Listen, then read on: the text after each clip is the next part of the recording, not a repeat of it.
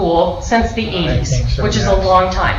The benefit for school districts being part of this pool is that we have the ability to be involved daily on claims. So we interact with you, you may interact with Matrix, to actually, what I call, be involved and work the claim, right? Instead of just shuffling papers. And when you're at the state level working on state claims, that really was their capacity. That's all they're able to do is just process paper. We would rather be involved in claims and make sure that the injured worker is cared for, make sure they're receiving the treatment on a regular basis, make sure that we have the ability to bring them back into the workforce as soon as their physician feels they are physically able to. The benefit to that is that bringing them back in, interacting with their peers, being involved in work that makes that they're excited or at least have pride in, it really minimizes the extended medical treatments that most employees will require. We know by studies that the longer we have somebody out, the longer they will stay out. They become accustomed to that time loss check, which is not 100% of their pay, and they get used to not having to get up in the morning and not having a routine or a schedule. So really, I mean, with all the studies, it's not just with school districts, it's not just with our pool. Overall, there's been an immense amount of study done on that one piece. And if we can get the employee back in, even if they're not in their regular job, maybe it's a modified position, maybe it's reduced hours, doesn't even have to be in the same area that they were working in. Because we can bring them back light duty, temporary, for a limited amount of time, and have them interacting with people in the district. So there's some huge benefits to that. We work with you, with Matrix, to make sure that we can accommodate that, work with the doctors, help you get the letters out to them. So it really is a team effort to make sure that the injured worker is taken care of. And when I talk about claims, my most important bit of information that I want to share with you is that I don't want this to appear that we're out to get any injured worker. I want an injured worker cared for and taken care of. But we also have the responsibility for the districts in the pool to make sure that the care and the treatment is specific to the injury that happened at work, and that they are being part of helping to get themselves better. So we really want it to be part of the culture in all of our districts, that this is not a getcha. The work comp system is a frustrating, challenging system to navigate, especially if you've never filed a claim before, and I'll be the first one to admit that. Is it working? Yes, it is. Oh, perfect, perfect. So, all right, excellent. If I can stress anything today, it's that we really want our employees to feel that if they have an injury, that we care about them and we want them taken care of. Okay? So I want to introduce, first of all, do you have the list of who's out there? Kashmir, are you out there? Can you kind of wave? Gordon? We're here. Perfect, thank you. Who else is on that list, Brooke? Oh, you have it, right? No, I think she's got the key. Freda? Olga and Freda, are you guys there? Yes, we're here. Awesome. There you go. Cashmere's here, Suzanne. Oh, thanks, Kelly. Gordon? I'm gonna leave the microphone on. If you guys could mute the mics after you tip in, that would be awesome. Okay, anybody else that we missed out there in K20 land? All right, perfect. Well, thank you for joining us. I'm glad we finally got it working. If you have any questions as we're going through this, please feel free to just unmute and ask questions. And the same here in the room. If you have any questions as we're going through this, please make sure that you just raise your hand or ask it, okay? So you can also email me. Yeah, and Brooke has her email up, so if you want to email her, please feel free to do that as well. So I want to introduce my team, first of all. I introduced myself. We have Brooke Thompson and Mike Dingle. They are both loss control specialists for us. So another piece, another benefit to being part of the self-funded workers' comp pool with the ESD is that we provide risk management services to you. Brooke, Mike, and myself are always available to be out in districts helping with anything you might need help with. Could be ergonomic assessments.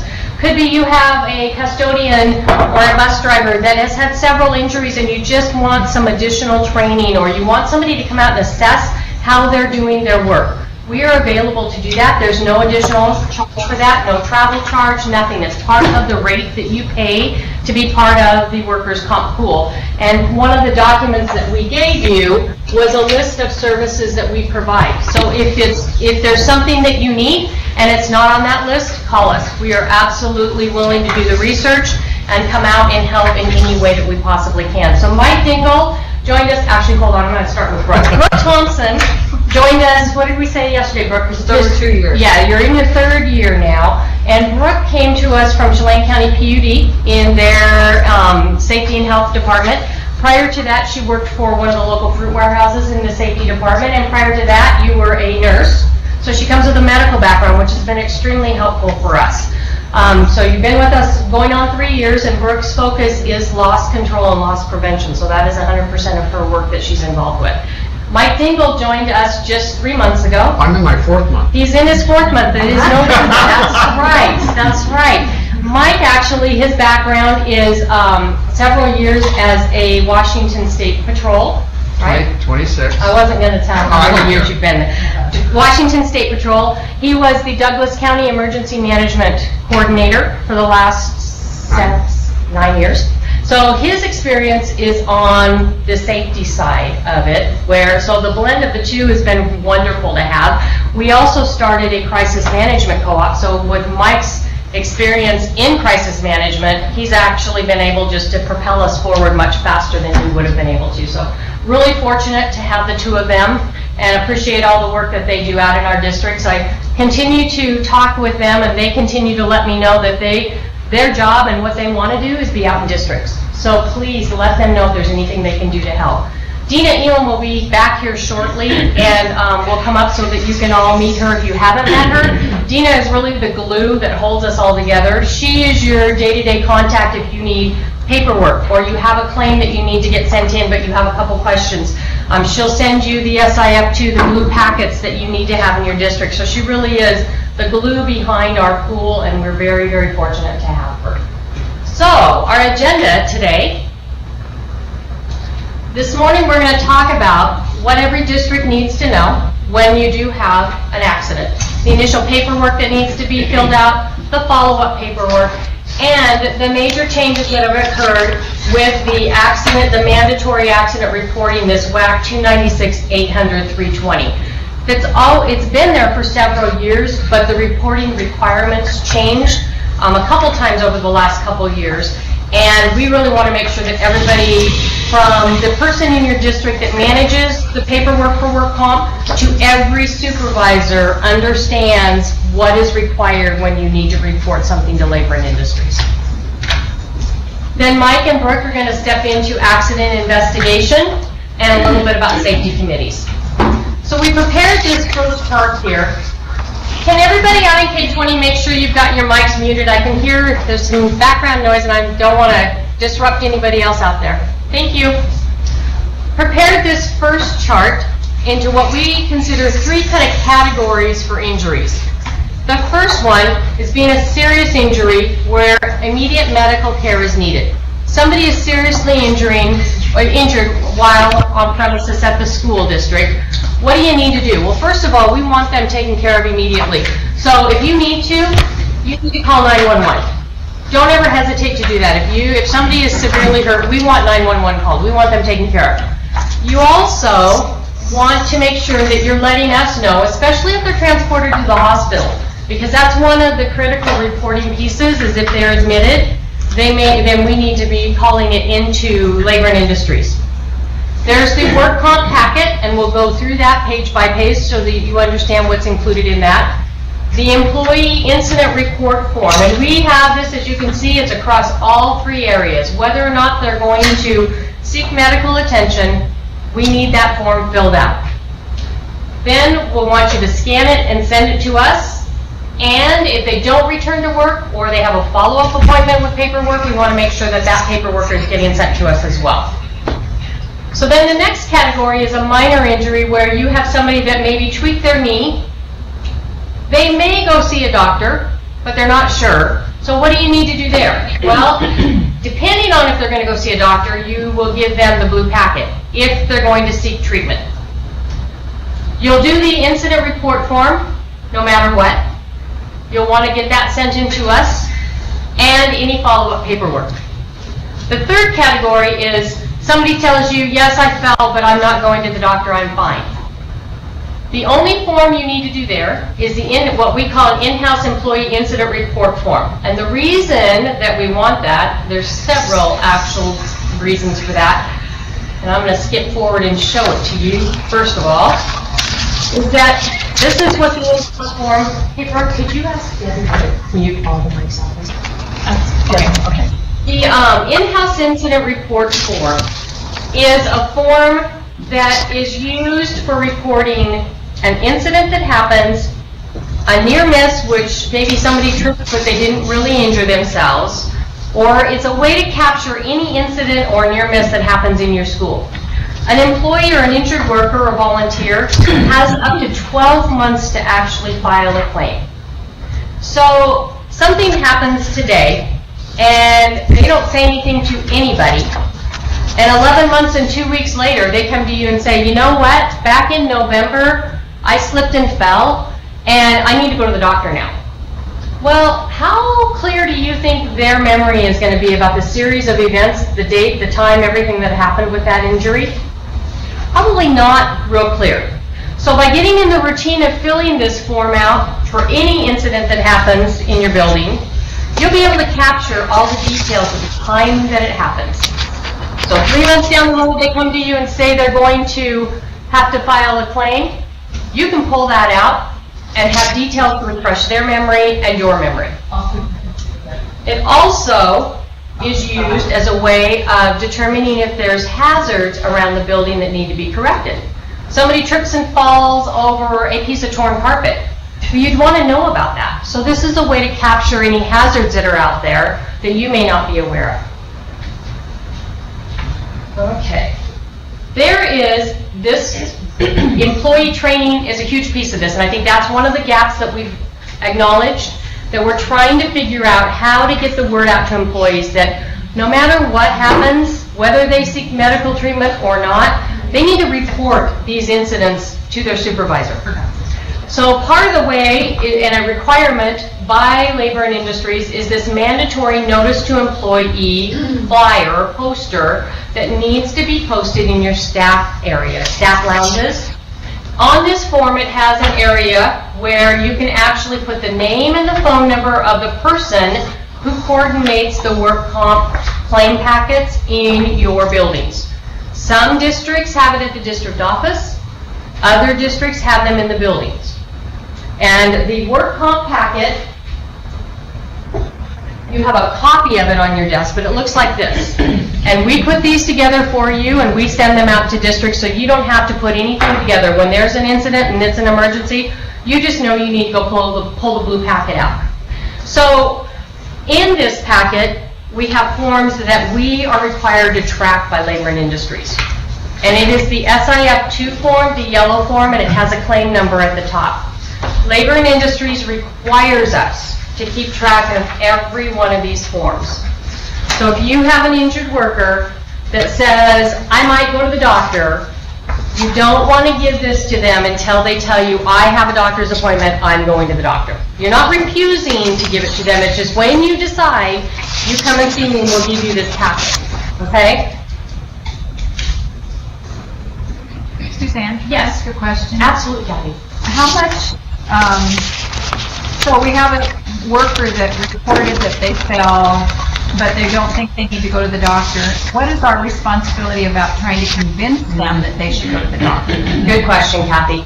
You can't force them to go to the doctor, but I actually would recommend, is there somebody we need to go to? Kathy? No, this happens a lot. And here's what I always encourage districts to do. And feel free to call if this happens and you're like, what do I say to them? So what I say is, it's better to get checked out and to make sure there's nothing serious wrong early, than to wait for 6 or 8 months and realize you have an issue that, had you taken care of it right away, would not have resulted in the amount of care or treatment that you're going to need now. So you can't, it's not our job to force somebody. The second reminder that I tell them is, if you go to the doctor and you fill out paperwork that says this happened at work, and that goes to your private insurance is watching for this now. So it's kind of this game of who's going to pay.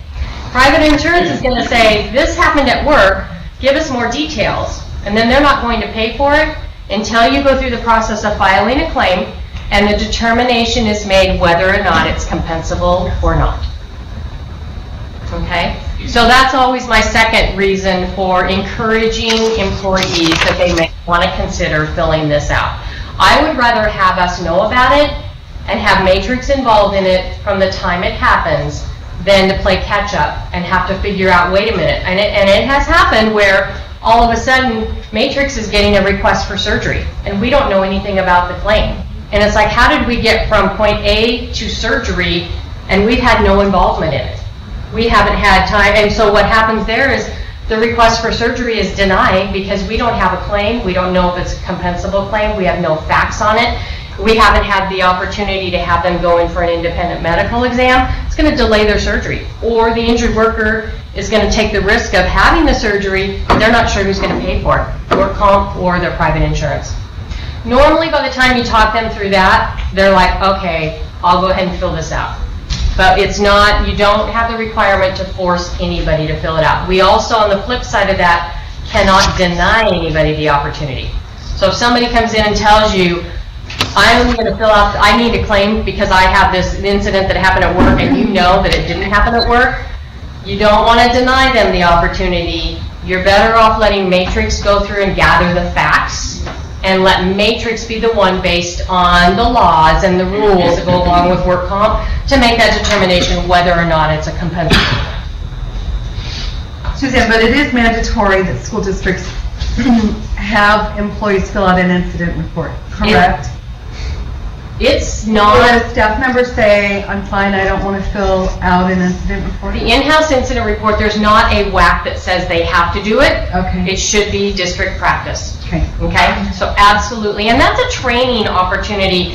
I encourage districts at a building level that they're training their staff a couple times a year on that, because the good news is we don't have a lot of claims. For 29 school districts, we average about 180 to 220 claims a year. 29 school districts, that's not a lot of claims. So some districts may go a couple years without having a claim, so when it does happen, they forget what they need to do. So by training and having it be part of the conversation with your staff, it will remind everybody what the process is. Any other? Yeah. So I've kind of got a follow-up question. So should we be telling our supervisors to ask whether they want to go to the doctor versus telling them you need to go to the doctor? I would say it should be an ask. Okay, because we've had several supervisors who an employee falls and they automatically say, you need to go to the doctor. I would say, depending on the severity of the fall, would be how strong I might send that message. Okay? If they hit their head and they're dizzy, then I would say we want to make sure you get to the doctor. It resulted in like a bruise type thing. Okay, So yeah, it's one of those things where they took a trip and all of a sudden they're getting sent to the emergency room. Because the supervisor told them they needed to go there. Yeah. Yeah, no, that's not a requirement, just that they have the ability and the opportunity to file a claim. We Okay. tell people, we don't tell them they have to go to the doctor, but if they have an injury where we think they should, we'll tell them you can't come back till we have a release. Well, that pretty much However works you get that. Yeah. Yeah, because you don't want to also put the district in a liability situation. So as long as we're on that topic, let's just talk quickly about transporting employees. So we've had a couple situations in the past where somebody did have a pretty severe injury and they drove themselves. That's probably never a good idea. If you think that somebody is injured enough that they're not really coherent or making a lot of sense or they're in a lot of pain, please have somebody drive them. Don't let them get in a car and drive themselves. You let them drive themselves and something happens, then you've really opened the door for liability for the district outside of work comp. So we want to really watch that as well. Yes? Do we need to transport can we transport in our personal vehicles, or do we have to use a That's a really good question. I'm going to say that's going to be based on your district's policies and procedures as far as using your own personal vehicle for work purposes. If there's a school district vehicle available, then I would recommend using that. If not, then I would make sure that you have that question answered. In the scheme of things, if they're injured and really need to be treated, you want to make sure that they're getting to where they need to be. We had an employee, we have a lot of itinerant employees that work out in districts, and we had one that was working in a district about an hour and a half from here, and he had an injury, and he said, well, I'm going to drive myself back home, and I said, no, you're not. I'm coming to get you, and I'm bringing somebody with me that can drive your rig back, but no, we're not going to let you drive an hour and a half. That was a pretty serious fall that you took.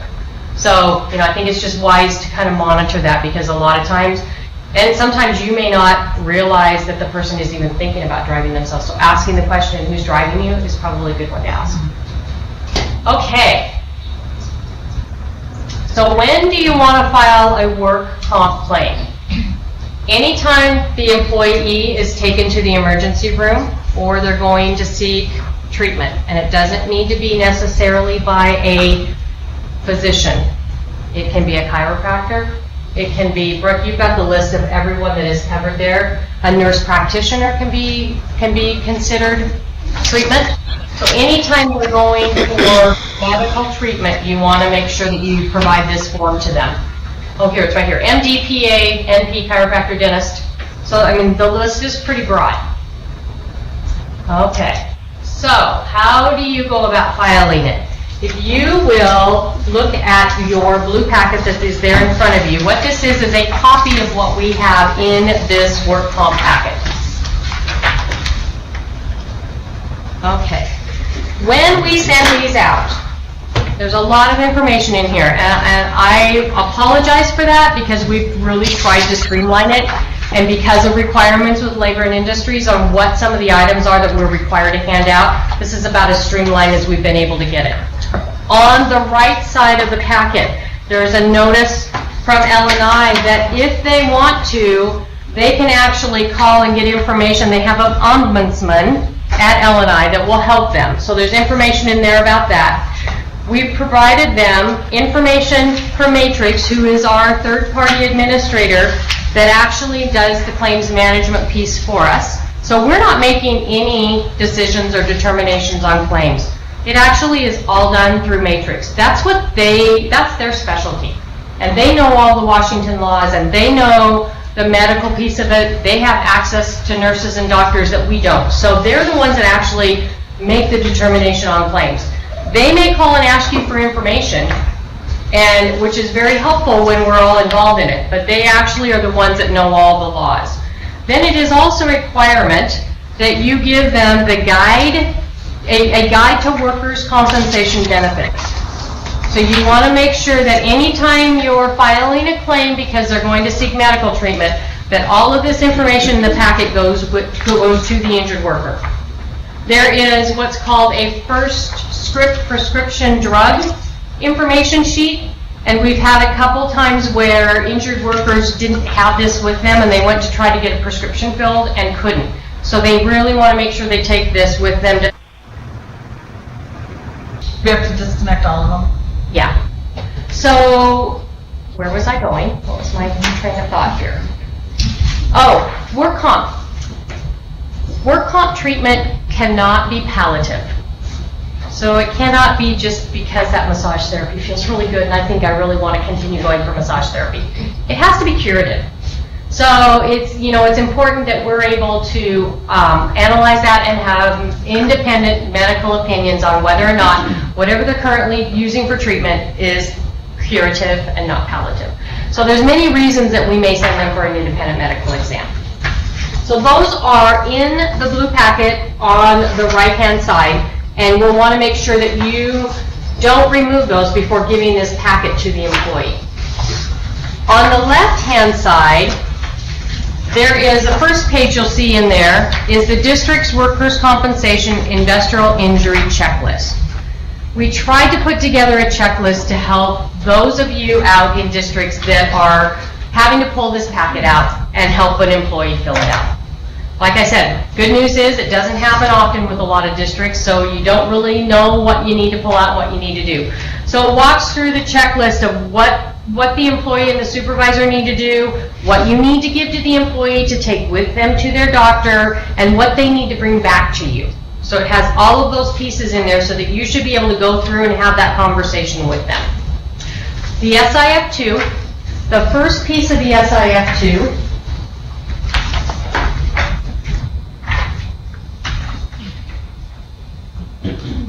about 2/3 of the top of it is for the employee to fill out and ask them their name, their date of hire, their birth date, their social security number, date and time of the incident, and then a description of what occurred, and then there's a place for them to sign on the very bottom right in here. So then the other piece of it goes for the supervisor or district to fill out, the bottom portion of it. And there are times when the district may have a little bit different opinion of what the series of events really were, but they're not always comfortable writing it down in this little box, and that's okay. You can call, and we'll put you in touch with Matrix. You can send an email, and we'll make sure that Matrix gets that. We just want the information. So if you're not comfortable putting it down on here, that happens from time to time. Just make sure you're letting us know, okay? All right, there's also a supplement to the SIF2 because we have employees that are paid some 9 months a year, some 10 months a year, some 12 months a year. Under Labor and Industries, when they're determining compensation for an indemnity or a time loss claim, it becomes really complicated. So we need to be able to provide this to Matrix so that they know what calculation to use per Labor and Industry requirements so that they can determine the correct amount of time loss, the daily rate for the injured worker. And just an FYI for you, time loss is not calculated at a 1-to-1 ratio. So if somebody is out on time loss under the Labor and Industry umbrella, it's a no-fault system, which means that the employee is not blamed and the employer is not blamed. But they're not paid 100%. And the reason for that is there's no federal tax. So at the end of the year when they file their taxes, this amount that they received on time loss is not subject to federal tax. They determine it by their withholdings and the number of dependents that they have and their current rate of pay, backing up like the last, I think it's 36 weeks is what they have to look at. What is it? Months. 36 months. You're right, Sandra. You're right, it is. Yeah, with new Westpac, hopefully it's a little easier to capture that now. Suzanne, so this is if they don't have sick leave. No. Good question. In lieu of, how does that? So, yeah, transfer? that is a great question, Kathy. So in 2008, prior to 2008, it was, the regulation was you couldn't double dip. So if you were going to use sick leave, you couldn't receive time loss, or you had to buy back, you had to take your time loss check and buy back your sick leave. In 2008, because most employers, except school districts, have what's called PTO, paid time off, and not separate banks of vacation, sick leave, and personal leave. What they legislatively decided was an injured worker has the right to decide, are we going to use our PTO or sick time or vacation, any benefit that they have there, and receive the time loss check? Yeah, I know. At first I'm like, I can't believe they're doing this. What is the encouragement to get anybody back to work? Yeah. They're receiving twice amount. Well, then I realized, you know what, eventually they're going to run out of their leave. And then if they get sick, they're going to pay the price for that down the road. So it is an employee right. The employer cannot tell them which way they have to do it. They can use their sick leave, vacation, PTO, and get the time loss check. They can opt to not use any of their paid leave and get the time loss check. They can receive both and then decide, I'm going to take this time loss check and buy back my sick leave. And it is completely the employee's right to decide that. So if anybody doesn't have forms that you're using, and this would only come into play if you had an employee that was out on time loss. If you have an employee that's back to work with restrictions or not a huge deal. But if they're out of work and their doctor will not release them, then yes, you'd want to make sure you had that form filled out by your employee, giving you the direction on what they want you to do with their pay. So if you need that form, holler. We have one for you to fill out. I also have the letter that we sent out back in 2008 that we actually had legal counsel go through and make sure we were reading it right, and When does that begin? So for instance, somebody falls and has a really bad break of a leg or whatever, and they're out, they have surgery, and then they're recuperating. When do they, starting on day one, do they get that choice? Or are they out on sick leave during the surgery, and then when the doctor determines, well, I need you to stay out of work for 6 weeks, you can't put any weight on that leg, then that starts? It's actually in that scenario, day one. They have the choice. They have the choice day one. Okay. Now, if you had a situation where it wasn't that severe and they were maybe out for 2 days, then time loss doesn't start until the third consecutive day off of work, which counts weekends, unless, Even if they don't work on the weekends? because time loss is calculated on 7 days a week. Oh, okay. Yes. Unless they're still off on the 14th day, so it doesn't start for 3 days, unless on the 14th day, so they came back to work and then they had to go off again. On the 14th day they're off, they have to go back and pick up those first 3 days. So the first 3 days are not paid unless they're still off on day 14, then it goes back and picks up the first 3 days. Yeah. Trust me, if we were involved in helping define how this was all done, it would be so much easier. I mean, they make it about as complicated as it can be. And they're getting better, they're actually doing some work to streamline it, but it's not there yet. So we had an employee who had to miss just a day, but she had no sick leave.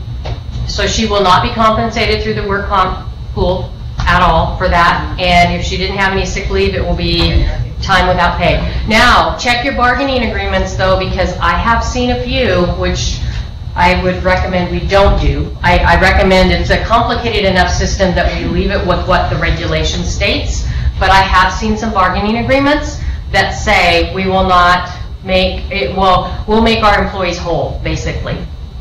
So check your bargaining agreements on that. Okay? So yeah, so we talked about the supplement. Then we have what's called a provider's initial report, and the injured worker takes this with their SIF2 to the doctor's appointment, their first visit.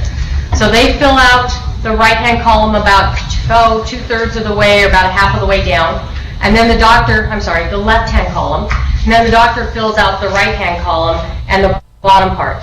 And then you ask them to bring this back to you. They bring you back a copy, as well as a physical capacity evaluation for return to work. What we found originally, several years ago, was this was not quite enough information. Either the doctor wouldn't fill it out at the time of the visit, or they didn't give us enough information to know what, in fact, the employee could come back to work and do. So we created, with the help of Matrix, this physical capacity evaluation, which goes into a little more detail. If they're not able to return right now, how long do you think they might be off? Or can they come back light duty, and for how long? So that we can actually have a little more detailed information. So that this would be another form that you would want to make sure you ask your injured worker to bring back after their doctor's appointment. And it's always good to remind them that every time they have a doctor's appointment, they need to bring you back updates so that you can send those to us and we can get them to Matrix. Matrix, unfortunately, most of the providers will not provide chart notes unless they do it when they're billing, which can be 30 to 60 days. So the majority of our claims that are a cut finger or a scratch or a bite, not that big of a deal.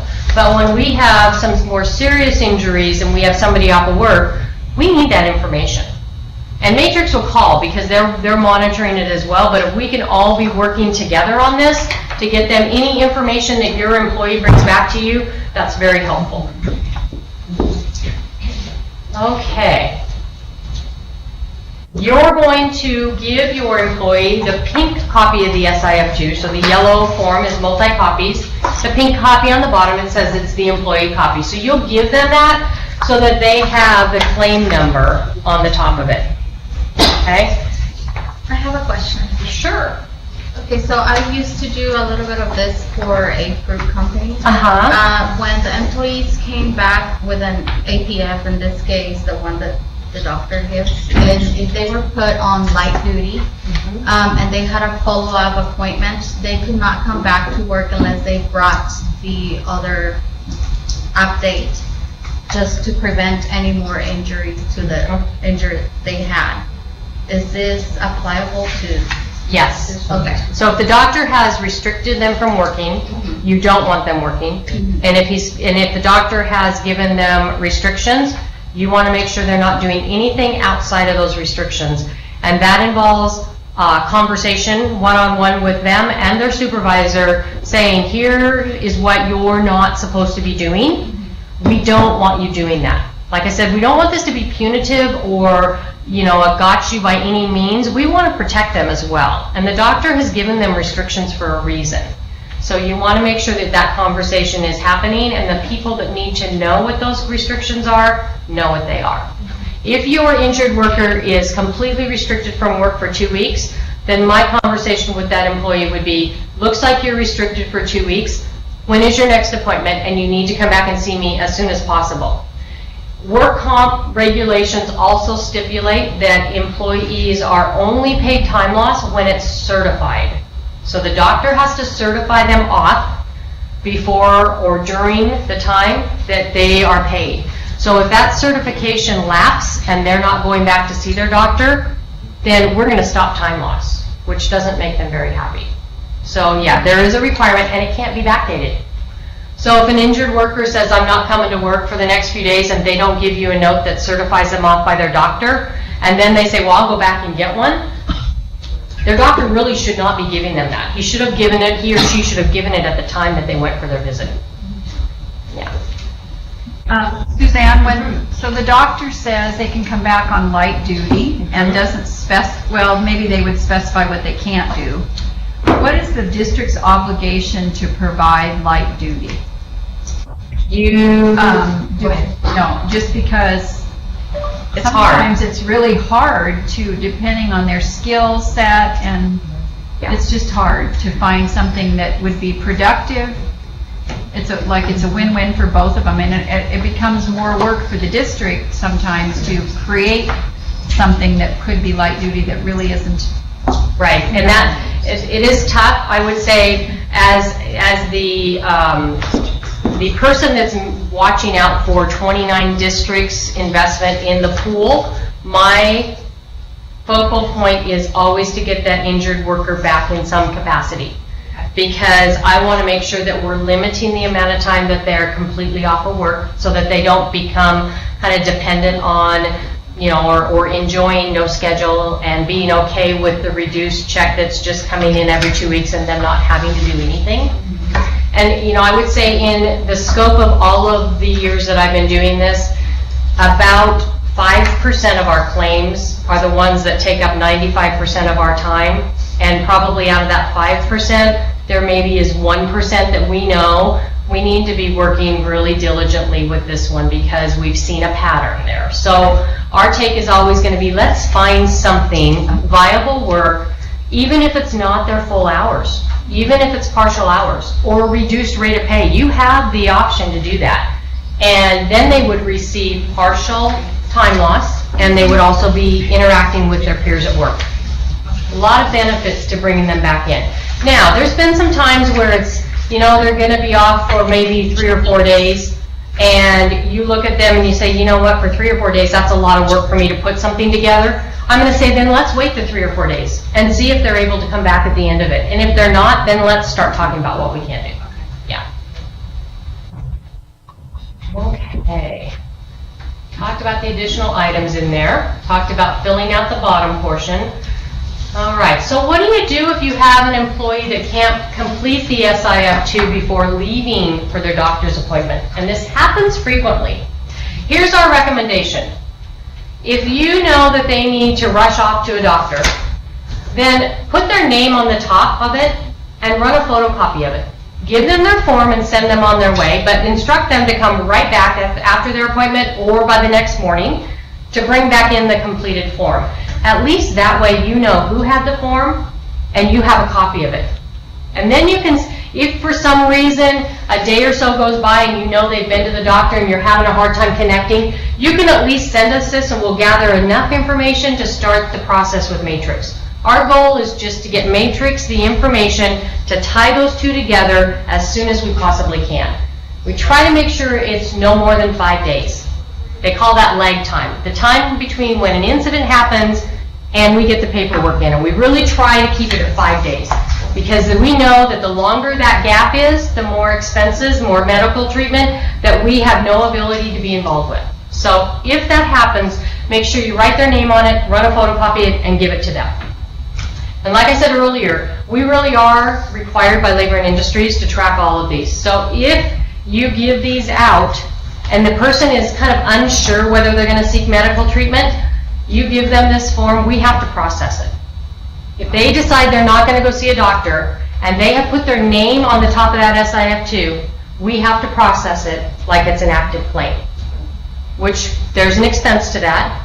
It also is difficult because then you have to get a statement from the injured worker. I mean, it's complicated, but we are required to do that. So if you have any forms in your districts that's happened to, please don't destroy them, don't shred them, send them to us, let's get them processed because we don't want any audit finding that they're worried about that because they think that an employer might be withholding claims and maybe in the past they've paid the doctor direct instead of having it go through the state because their rates are calculated based on severity and injuries that they've had. So they've had situations where employers have done that. So that's why they track every single SIF2 form. And Dina keeps a list of those. So if we happen to get medical information, sometimes we'll get medical information and we don't have an SIF2. She's able to go to the number, go to the list that she has and figure out which district she sent it to. So yeah, we encourage you to keep track of them, but we also are trying to monitor that as well. SIF2s are only for treatment requiring medical care.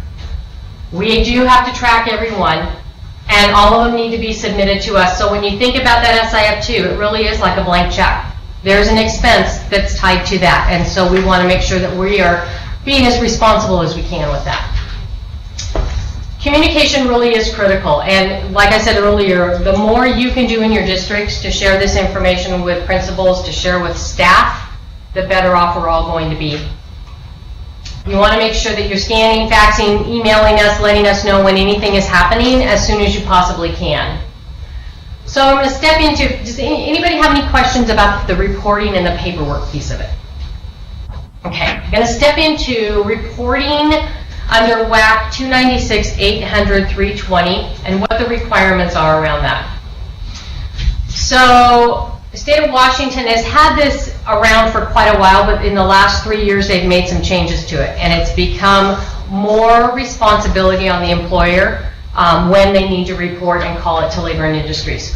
So anytime there's a fatality or an inpatient hospitalization, you need to be calling Labor and Industries. And as of 2015, non-hospitalized amputation or non-hospitalized loss of an eye. I know, I don't know when that would ever happen, but apparently it must. Those are fingers too, right? Yes, those are fingers. Yeah. We know that. Yes, we've had a few of these situations, so let's talk about this. Here's a little gray area that we struggle with. Inpatient hospitalization. An employee goes to the emergency room. Is that inpatient hospitalization or not? It's going to depend, right? If they're admitted, absolutely, we need to be calling it in. If they're checked out and released, probably not. But there is a fine line. Brooke, what did they tell you the treatment or care was? What was the language they used around that? If they were actually treating and diagnostic testing, then we probably need to be calling it in, right? Correct. Yeah. So there's some gray areas with this. I thought it was just if they spent the night. Yeah, no, that changed. Right. Holy smokes. Yep, it changed. So if I go into the emergency room and they keep me for a couple of hours on observation, that's not admission. But if they, admit me overnight, that's definitely admission. If they tell me to come back the next day because I might have to have some day surgery, that's where they said, oh, that's going into that gray area. Yeah. You're getting ongoing treatment. It's more than just one time in the ER. You probably need to call that in. So our take on all of this here at the ESD is we're going to err on the side of caution because there's a possibility for a pretty substantial fine for districts on this, and it's not covered under the work comp pool. So if you don't call this in, you could be fined by Labor and Industries, and they're not being very lenient on this new regulation. They want to know about this, okay? So the other piece of that, here's the timeline that goes along with that. If it's a fatality or possible fatal workplace injury, you need to be calling them within 8 hours. So here's the catch on that. All supervisors really need to understand this and be in tune with it. Because if a supervisor knows somebody goes to the hospital and it's a very serious injury and they don't tell anybody else, and then a day later somebody else at the district office finds out because now they're asking for a claim packet, you've extended that 8 hours. And the supervisor knew about it, and that's when that clock is going to start ticking. So it really, I mean, last April, Brooke actually made personal phone calls to every school district because we were just like, this has happened 3 times in 6 months. How are we going to get this word out and make sure everybody is, that light bulb's going off if somebody is seriously injured? So Brooke made personal phone calls to every district to please, I'm sending you an email. It has an Outlook card on it. It has a flyer on it that gives you all the information. It's this flyer right here, this critical safety info. And we sent all that out and tried to just get the word out as much as we possibly could. But we really need everybody's help to make sure that your supervisors and principals and admin, everybody understands this, so that if they even hear about something that happened in another building, they're thinking to ask, did somebody call it in? And who's called it in, right? The other piece of this is that we took this information and put it in Safe Schools. So if you're interested in having it be a required training for your supervisors and administrators, that's another way to get the information out. They'd have it assigned to them as a required training. They'd have to read it and then go through, document that they read it. At least then you can say, you had this information, you read this information, we've talked about it. Just another way to try to close that gap, because the last thing we want to see, first of all, we don't want to see somebody injured to this severity or killed on the job. That's not what we're wanting at all. But we also want to protect the districts that you're not getting these huge fines from Labor and Industries because you didn't call it in for that 8 hours or the 24 hours. The loss of the eye is the physical loss of the eye. It's not the loss of vision. So how could that be non-hospitalized?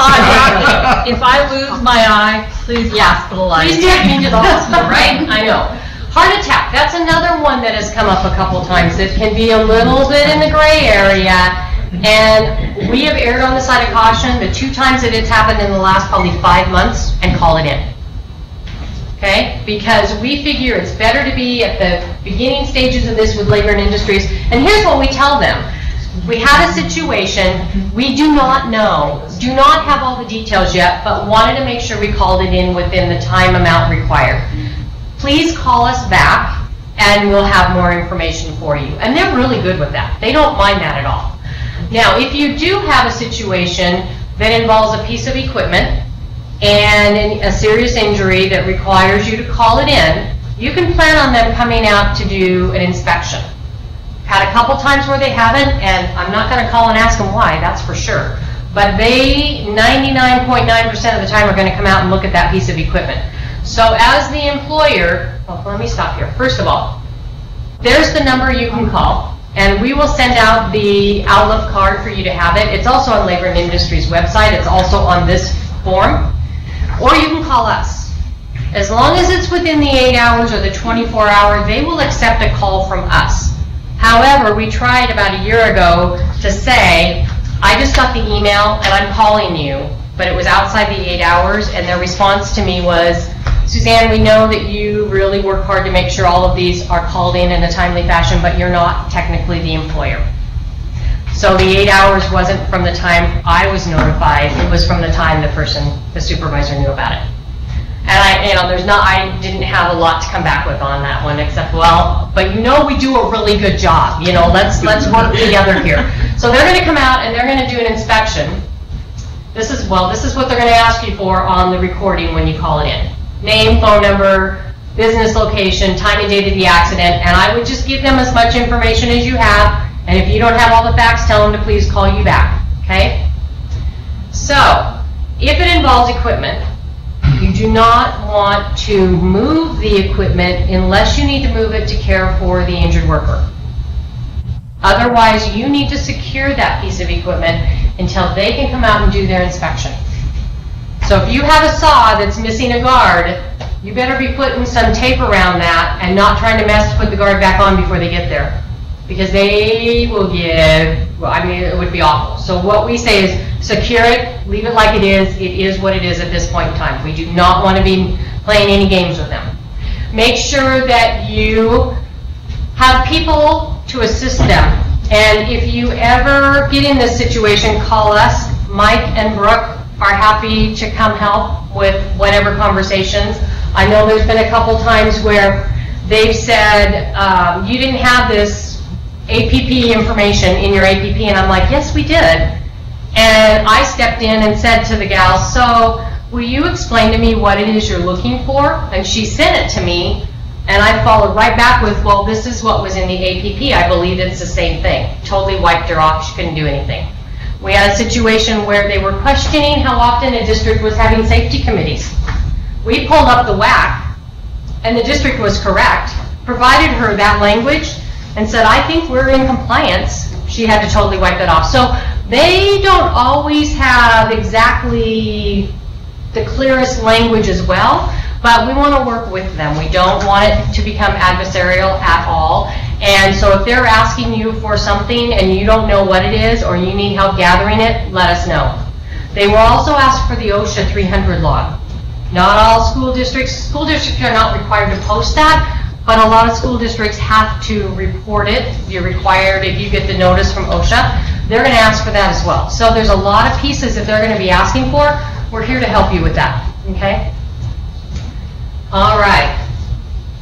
So this is what we've done to try to get the word out. This critical safety information sheet, the Outlook card, and the Safe Schools. So if anybody wants Safe Schools assigned to your administrators, let us know, let Dina know. We're happy to get that done for you.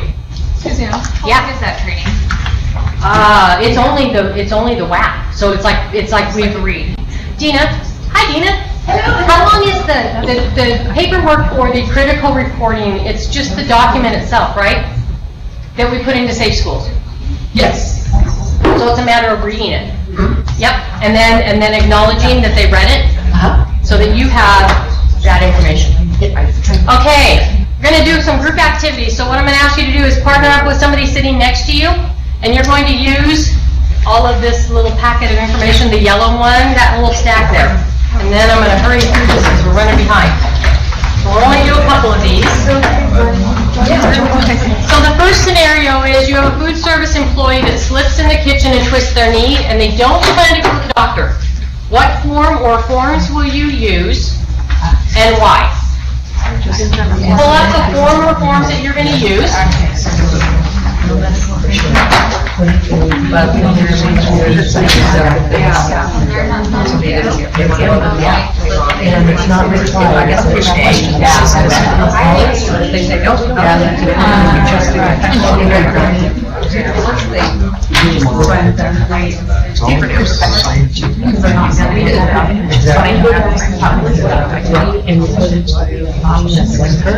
Okay, what form are you going to use on this one?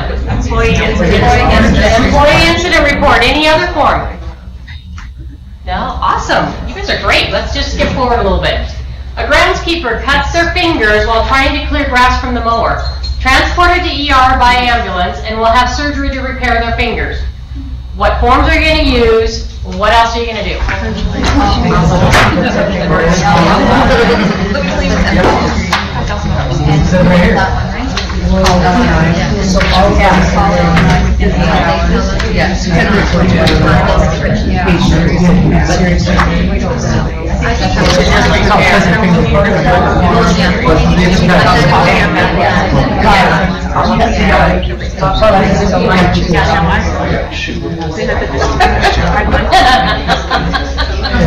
See if that's bad that she's not next to you, right?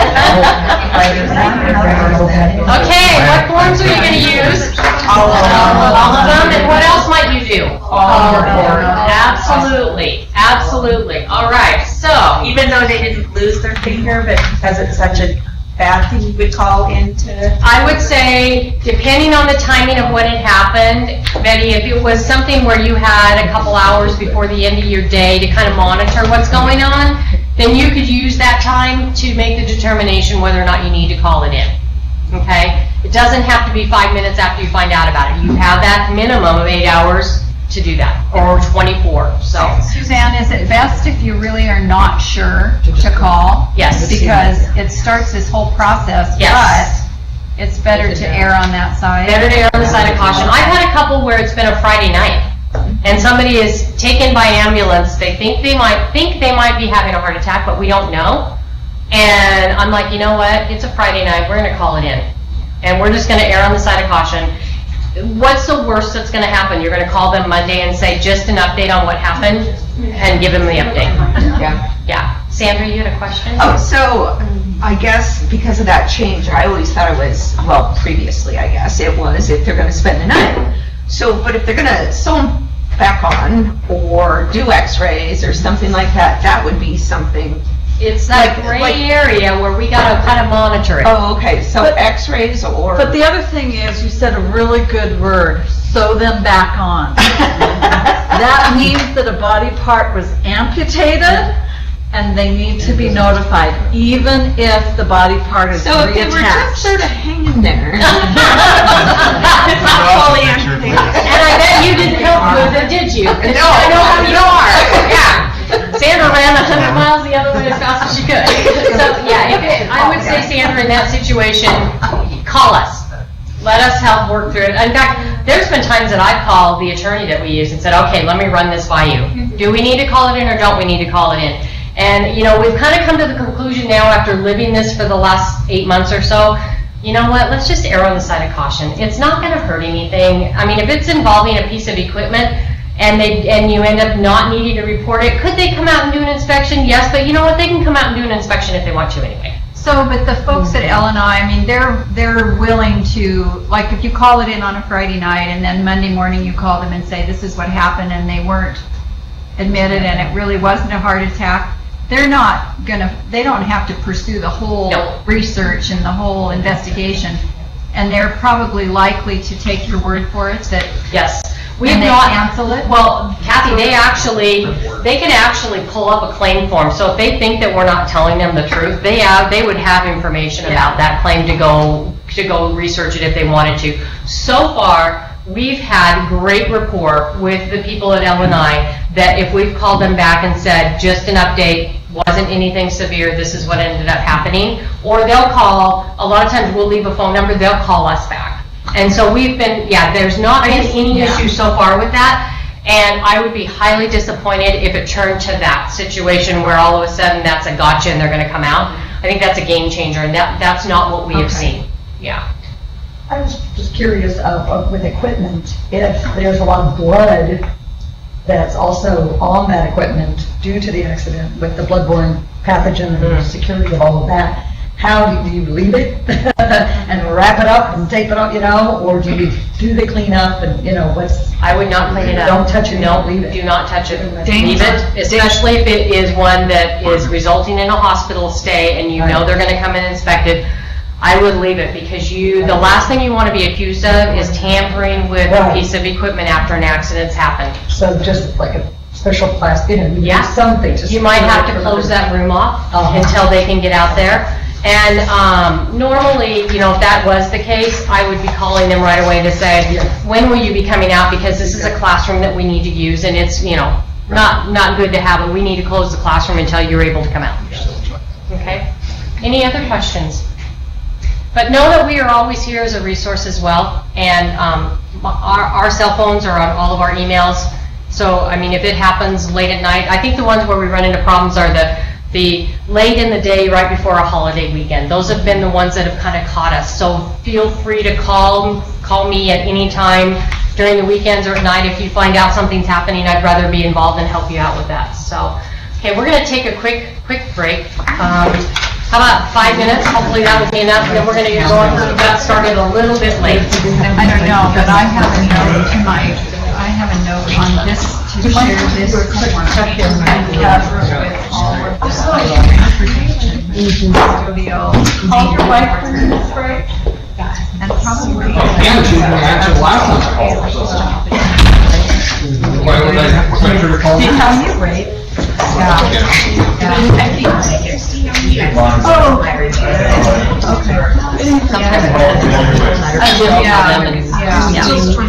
Unfortunately, we have some of the horror stories that I mean, it's like when our bus driver was so late, you know, and I didn't know till the next day. Right. Because, you know, Joanne was right there and she made sure, you know, but nobody else. So in that situation, because Luann was a supervisor, and their mind should have known. She should have known to call in. And that's, so this form is really good if she can share with all of us. Yes. As far as the one, the receptionist, Yes.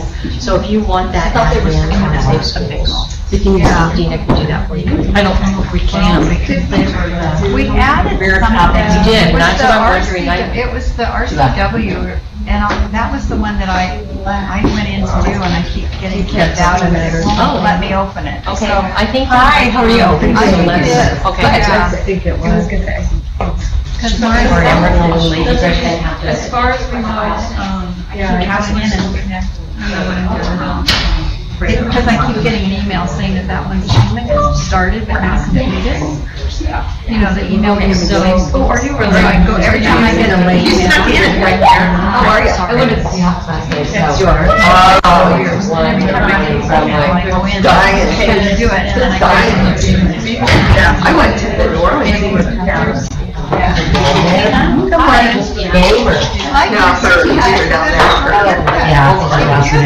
We have friends with it. Yeah, I'm so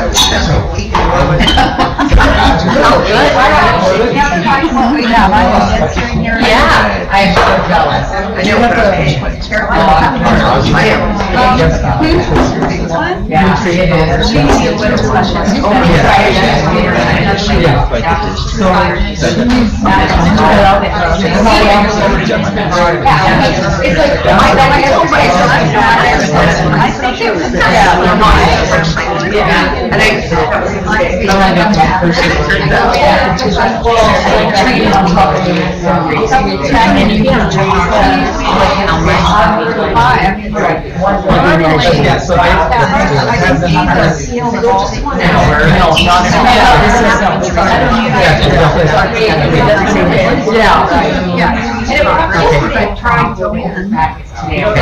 but if you were able to be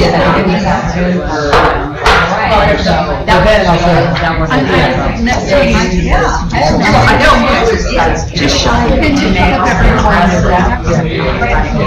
even with that, like, even my I don't remember.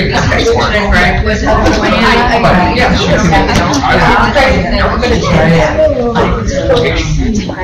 If you want to just send me a list of that.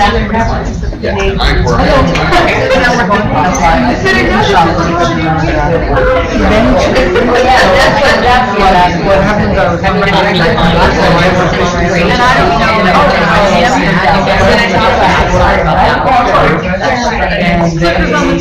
Okay, so we'll switch to same place and.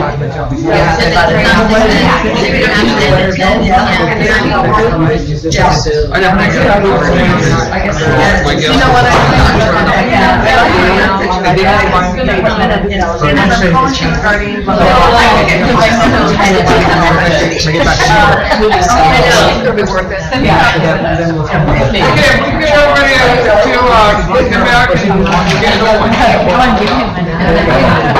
So we'll do that. I'll call you then. Okay. Excellent. Yeah, I guess we have to do state.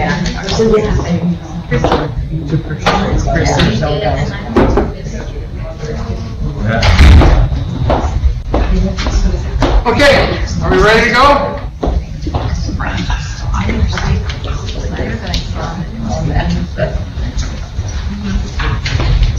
So Suzanne talked about, what the paperwork and what's required, for the specific injuries and such. And so this piece is not only the accident and incident investigation piece, but we're also going to talk a little bit about safety committees and such, but that's very brief and such. But, come on. What happened? It worked a second ago.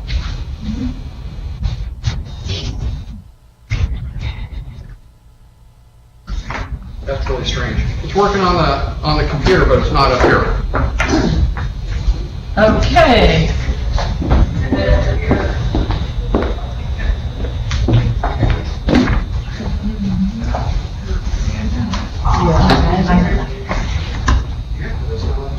Did we change? Is it up there?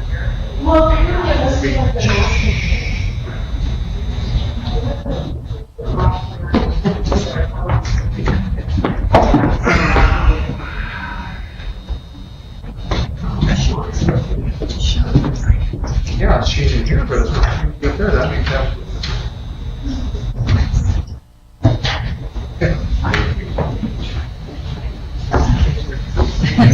I had something on my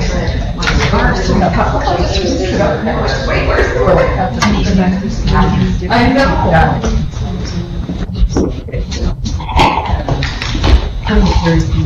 Okay, we're going to change computers real quick. Right.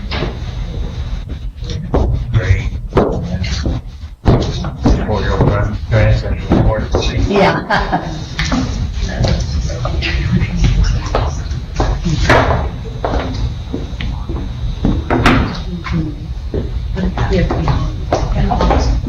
Yeah, it's not changing.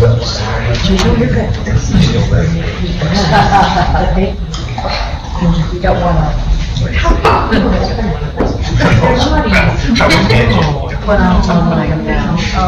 Oh, sure, had to bring that up, didn't you? Sure. How am I supposed to go after that one?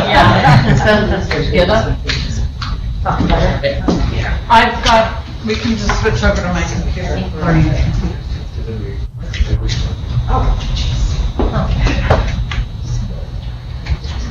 Yes, we are. There we go. Okay, let's try this now.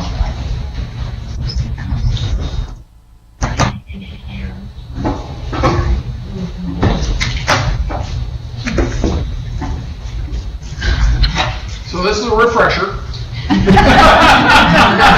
never see the whole thing on my screen, or I wouldn't do that.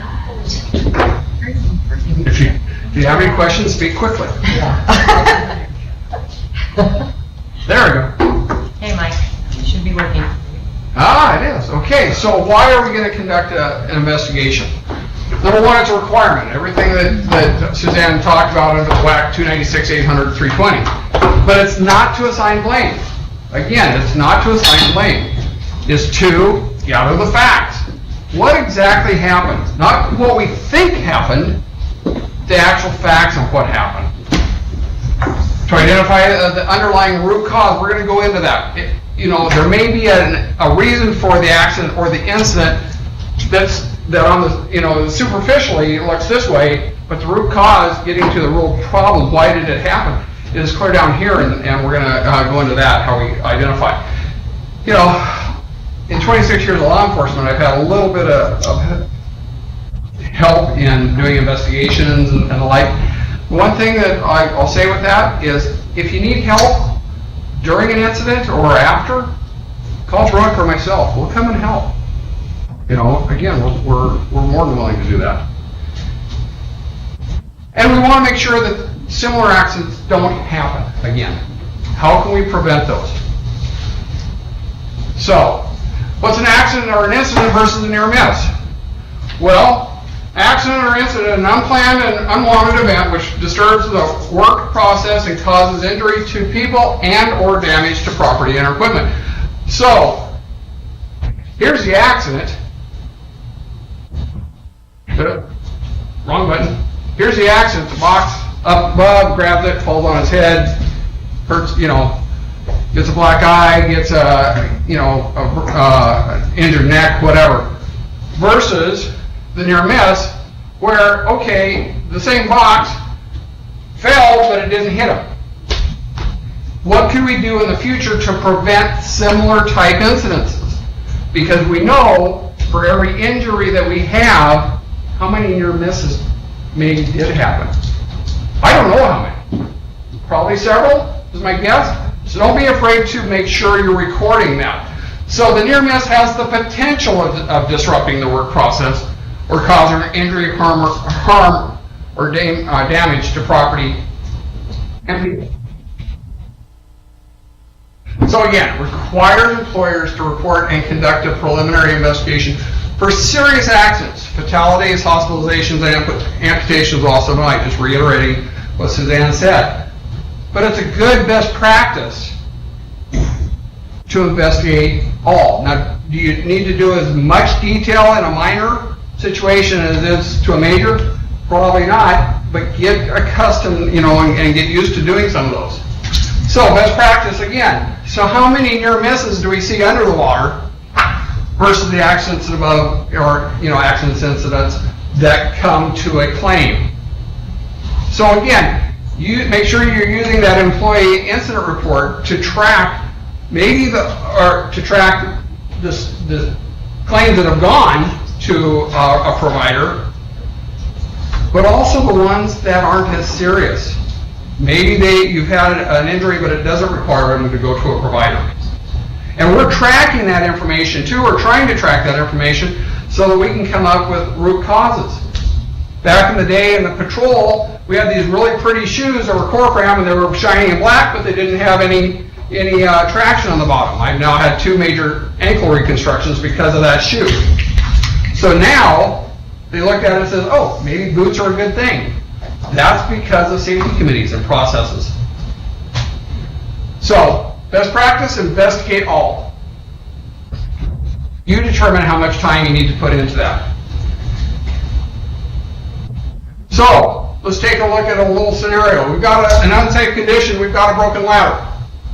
We've got an unsafe act. We've got somebody climbing up on the ladder. Why? Because they maybe didn't look at the ladder. Oh, it's got a broken step. So the near miss is he goes up, it breaks, he catches himself, he goes down, and avoided that one.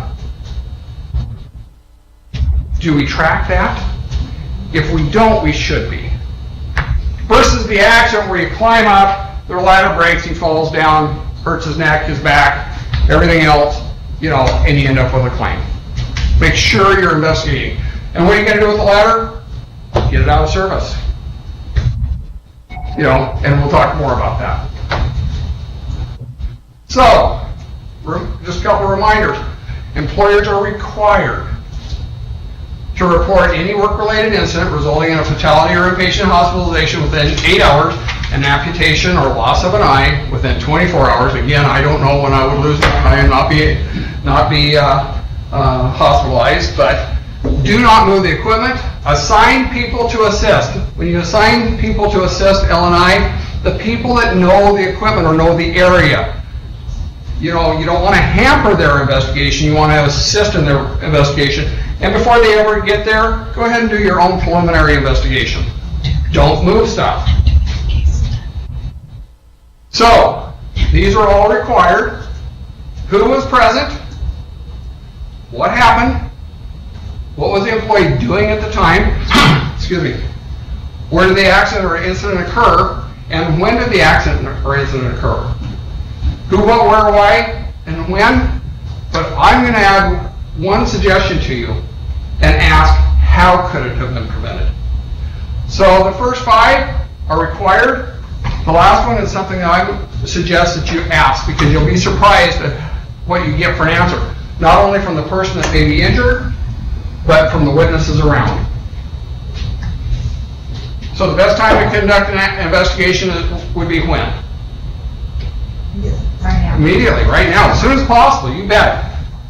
As soon as possible after the accident. Why? Because it's fresh in your mind.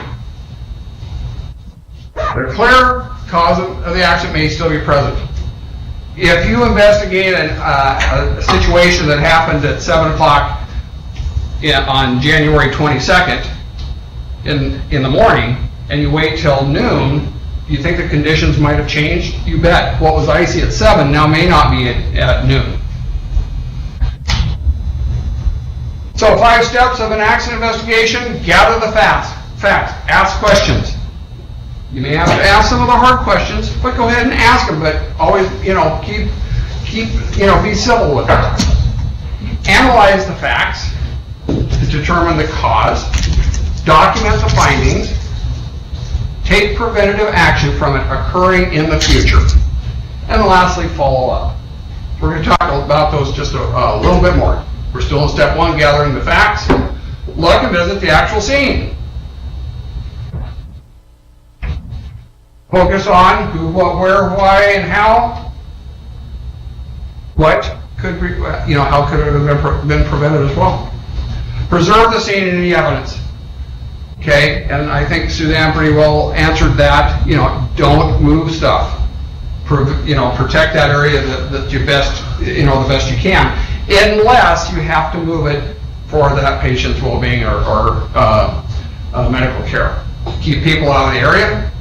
Note the positions of the tools, equipment. How about the vehicle ID?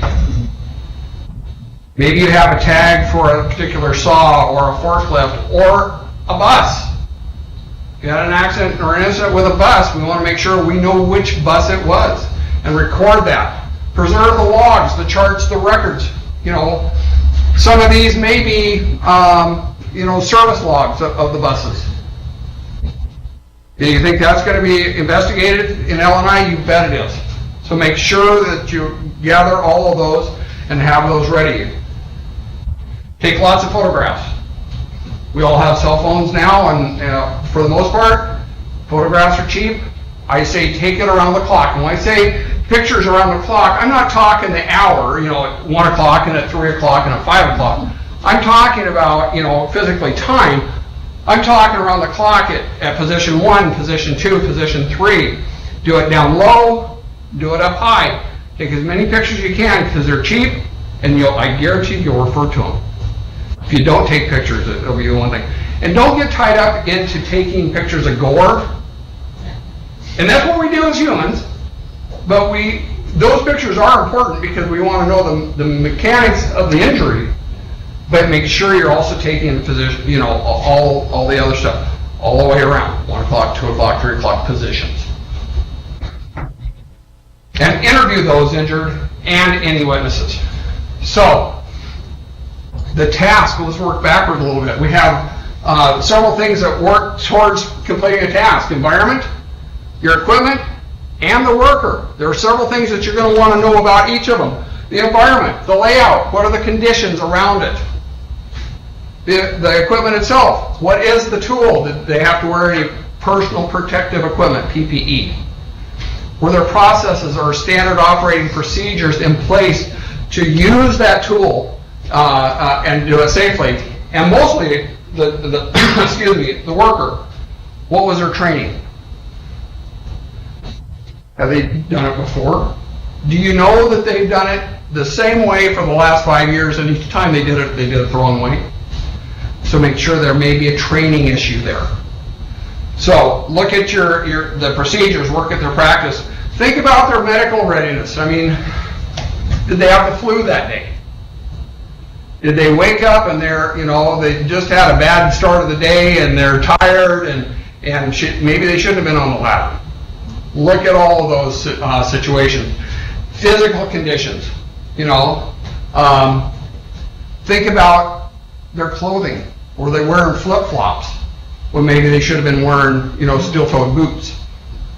Make sure you're recording and documenting all these things, because what happens is they've got a year to file, and in 11 months and 3 weeks when they file the claim, are you going to remember any of this if you didn't document it? Probably not. You might be able to come back with pictures and recreate. Kathy? When is it appropriate to get an outside investigator to do this? And I'm thinking of something catastrophic, like a really bad injury, and we do the investigation. If it ever becomes a lawsuit against the district, would that be in question that we, as the district, did the investigation and didn't allow somebody from the outside to do the investigation? If it's to that extreme, you're going to call it in, and L&I is probably going to come in right off the bat. And Suzanne helped me with that. But my guess is L&I is going to be there to help with the investigation. You also might have law enforcement or first responders assistance in the fact that, particularly if it's law enforcement, because they're looking at crimes. They're not looking at civil issues particularly, but they're definitely looking at is it a criminal event? And if it involves students, you're going to have your insurance company there as well, Kathy. Right. So I think that, Mike and Brooke are always available to come out and be that objective person that's kind of once removed, which is not a bad idea. And that's really where I'm coming from on that question, because we would try to be as objective as possible, but Absolutely. Because it could be that there's determination that the district was at fault at some point, you tend to not be as objective.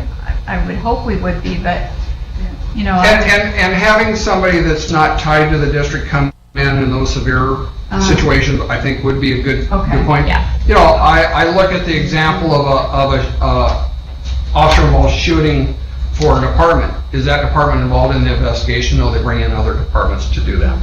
I mean, I hope we never get to that place, but I would feel more comfortable having another set of eyes that comes from the outside. If you get in that situation, call us. Okay. 24/7, and we'll come together as a team. And you'd we'll probably tell evaluate me it. to call Clear Risk, or you guys would Oh, do absolutely. it or something. Yeah, absolutely. Depending on the severity of the claim. And honestly, if you get into a situation where you're just a little bit concerned, it may not be a real serious claim, but you just want somebody from the outside to come up, I mean, we're available. There's no additional charge to call us in. It can't hurt. So we're happy to do that. And the other thing that we bring is a little different perspective. You may have seen the same thing for the last 5 years. We come in and look at something entirely different. Yeah. So. Okay. Okay, and lastly, but, did the employee or the worker have any potential distractions? If they're climbing the ladder and, somebody yells at them, they fall from the ladder after turning, or they're not using the proper ladder techniques and such. So let's not have that happen. Let's make sure we're getting people the proper training ahead of time. So, who should we talk to? Who saw the event?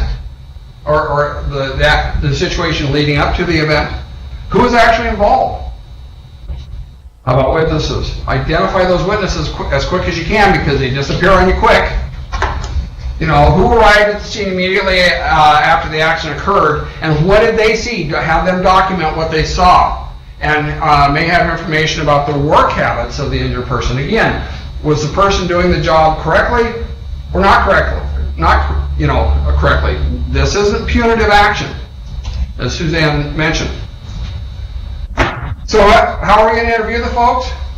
Try to do it privately. Interview them individually. If you can, separate different witnesses, because otherwise they're going to sit there and talk, and all of a sudden you have one story when everybody might have saw something a little bit different. Timing. Now, we want to do it timely as soon as possible, but we also have to be cognizant of the injuries that the person had when talking to them, in the fact that, if they're in the hospital and have a lot of pain medications and such, they're not thinking quite right. The doc may say not now, the doc may say it's perfect time. It's, so think about that. Explain the purpose of it and be sensitive to the issue.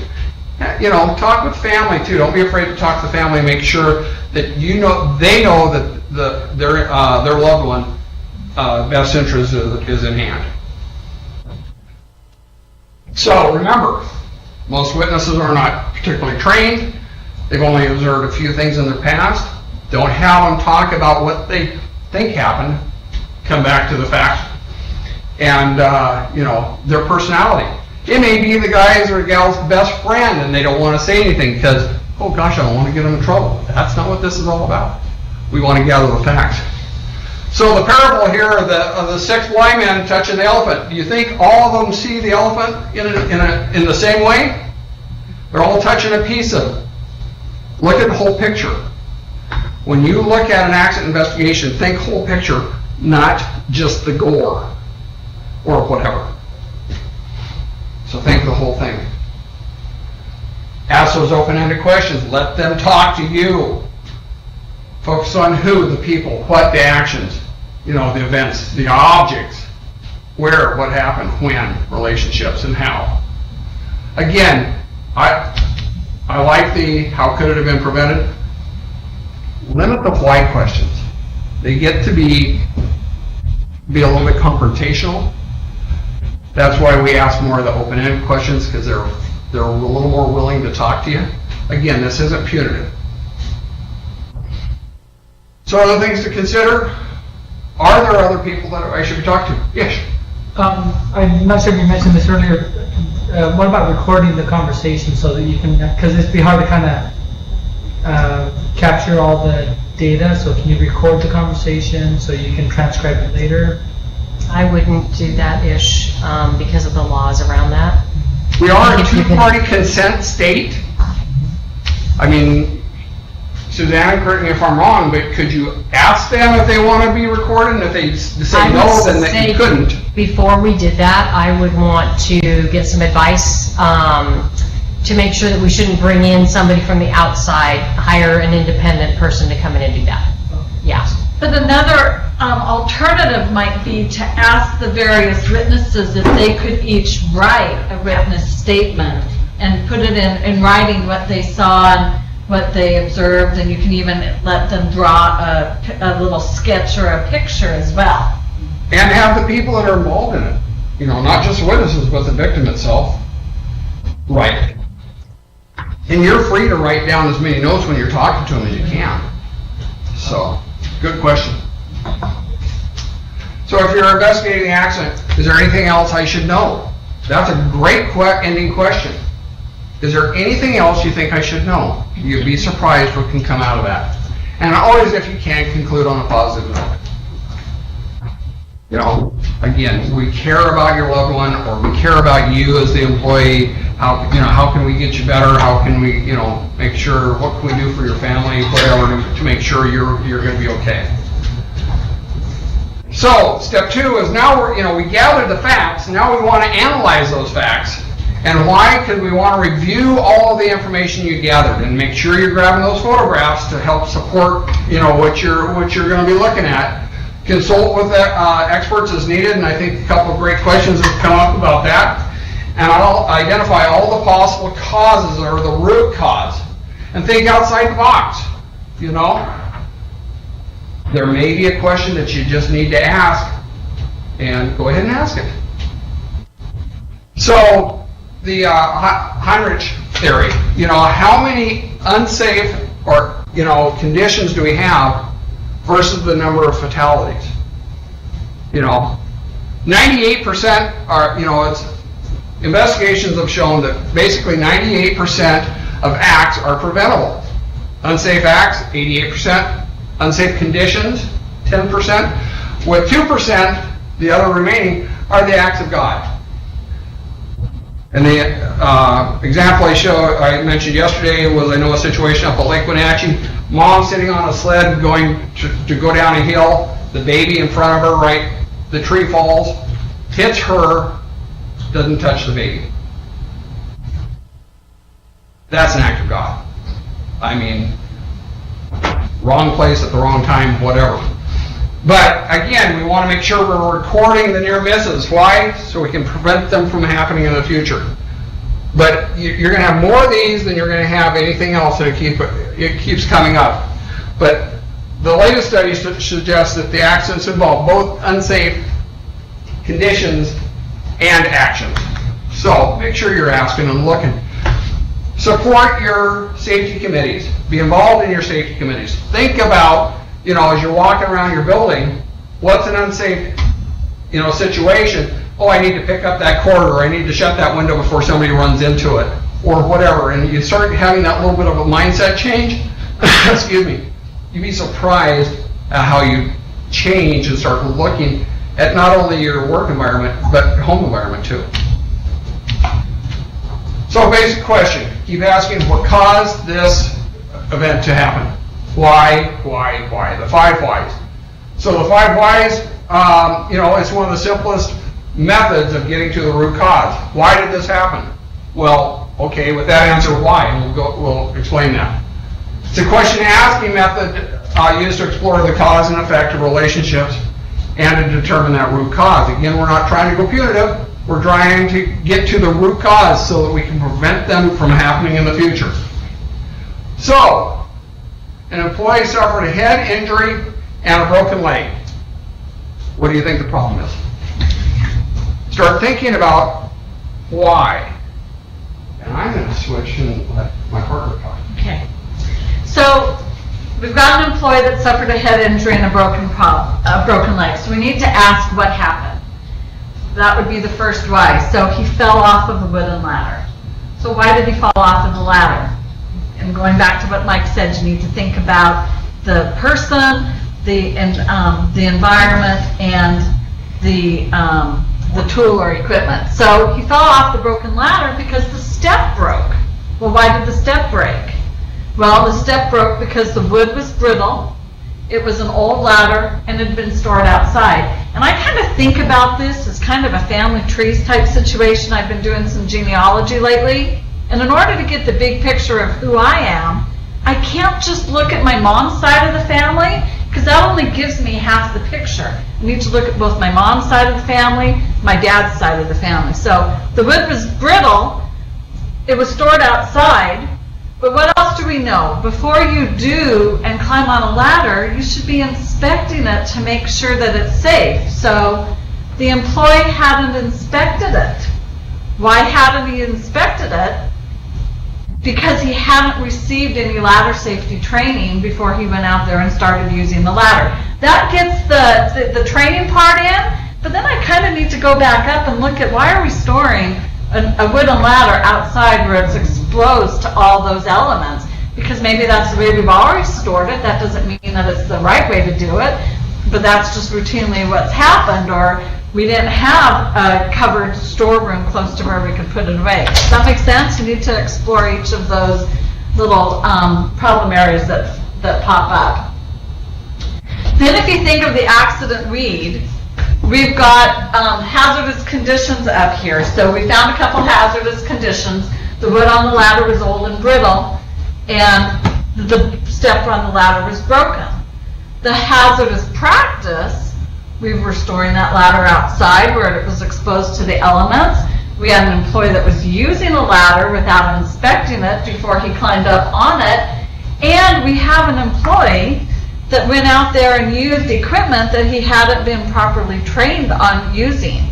So we need to go back and make sure that we address all of those. And when you get down to the root cause, it's kind of difficult to see, but we have under the root causes, poor safety management. That would kind of take into consideration that ladder being stored outside. Rules not enforced, lack of safety training, poor work practices.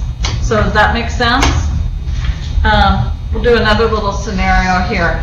An employee that hurt their knee. What happened? They tripped and fell as they entered the supply room. So we need to think, why did we trip and fall?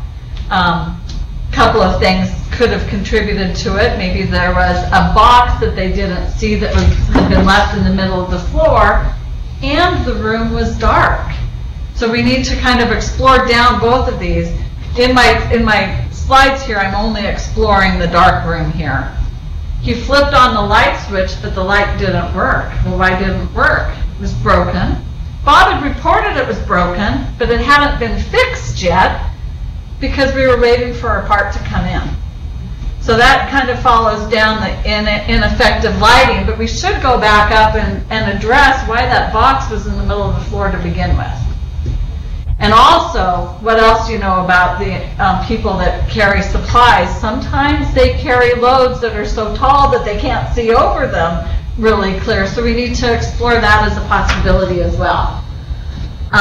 So we've got the hazardous read here, the hazardous conditions. We've got a box left in the middle of the doorway, the walking area. We've got poor lighting in the room. We've got a burned out bulb or a light fixture that's broken.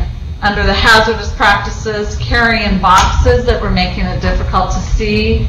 The burned out bulb had been reported but hadn't been fixed yet. And we've put lack of communication on there. Why do you think maybe I put that up there? If we know the light's burned out and we're waiting for a part to come in, maybe we need to communicate with all the staff to ask them to stay out of the supply room until we can get the light improved in there, or we come up with some other way of lighting the area. Does that make sense? And so then under the root causes of the problem, we had poor safety management. We had no record of, Bob reported it verbally, but maybe he didn't put it in writing and it could have fallen through the cracks is another explanation because it hadn't been, but after we did that, we kind of changed our scenario a little bit. We were waiting for the part to come in. So maybe we need to improve our communication as well. Does that make sense? Okay. So once you've analyzed the facts, then you need to document. And it's really important when we're documenting our accident investigations that we stick to the facts and we leave the opinions out. So try to be really objective.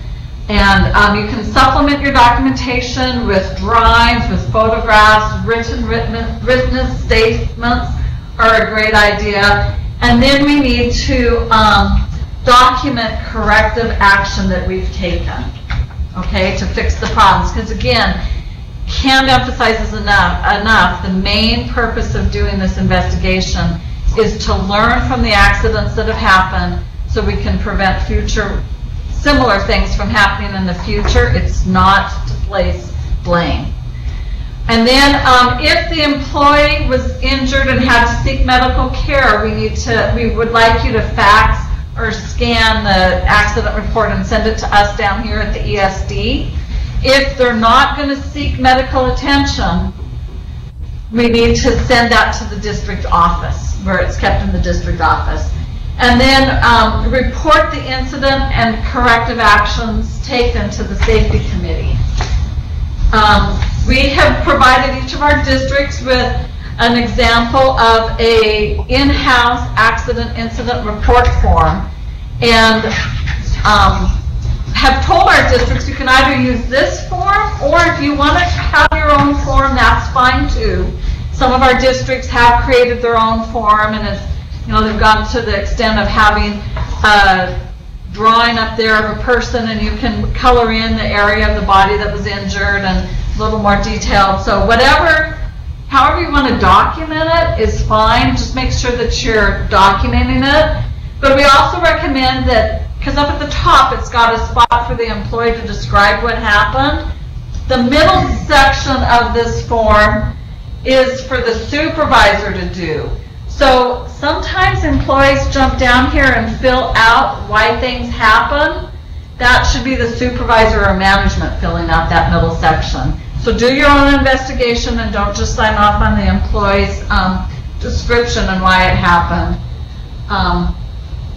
L&I also has a sample form that employers can use for accident investigations. It's found in Appendix B of our accident prevention plans. It's also available on L&I's website, so that's another alternative for you. When it comes time to taking preventative action, you want to take corrective action to address each one of the causes of the accident. So however many contributing factors there were, you need to do something to address each one. Look for both long and short-term solutions to the problem, and include dates for completion. So I put an example in here in a table form. What we're going to do to correct the problem, who is responsible for doing it, and when do we expect it to be done by. So our scenario with the broken step on the ladder, we wanted Ryan Reaver to remove the broken ladder from service. We wanted it done immediately. Marcia Smith Cascade School District is going to make sure she assigns the ladder safety training module to every custodial maintenance staff person in their district. And maybe it wasn't just the injured worker that hadn't been trained, maybe we've got other employees out there as well. And then Teresa Disher is going to discuss the pre-use inspections of those ladders with all of her staff at the next departmental staff meeting that she has on November 22nd. So we've got real specific what we're going to do, who's going to do it, and when we expect it to be done by.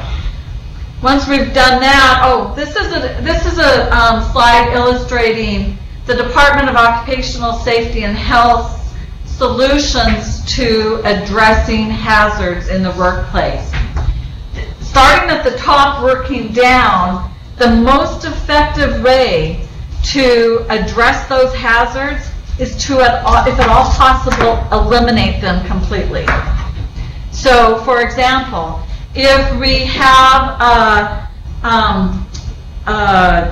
if we've got employees that are injuring their shoulders because they're throwing garbage over the side of a garbage dumpster that's 4 feet up in the air, and they're having to lift over top of that edge, maybe we can eliminate the hazard if we have the spot where they're standing to put the garbage in the dumpster a little bit higher up in the air so they're not having to lift it so much to get it over. So we're going to eliminate that hazard by engineering it out. We might be able to substitute something else that's less hazardous. That would be option number 2, is to substitute. Option number 3 is to implement the use of engineering controls such as machine guarding or isolation. You know, we're going to put this dangerous equipment over here in this room and isolate it and keep the doors locked so that we're restricting the amount of people that can get to that hazardous equipment. The next one would be administrative controls. That involves training, that involves work schedules. Maybe we've got a piece of really loud equipment that if I'm exposed to it for more than an hour and a half a day, it's going to put me at risk for hearing damage. So maybe the solution is I only can go in there for an hour to do what I have to do, and then another employee goes in for an hour, and then another one. We take turns going in there. That's less effective than engineering out the hazards. Does that make sense? But you can do administrative controls to address the problem. And the last resort is the use of personal protective equipment, because it requires somebody to make the decision to use that PPE. It's really easy to go in there and use the grinding reel and not put my safety glasses on, and I'm still exposed to that hazard. So the use of PPE is always the last resort. Okay? After you've determined what you're going to do and you've made all of those assignments, you need to come back and follow up to make sure that all those corrective action plans have actually been carried out, and monitor the progress. And then the next step is to report on the accidents and the incidents at your safety committee meeting, but we'll get into that in a minute. So we have a group activity here. You've been asked to help investigate an accident involving an employee who fell, injuring his left knee, head, and back. So we're going to do this just as a group. What kind of things, what kind of questions might you have?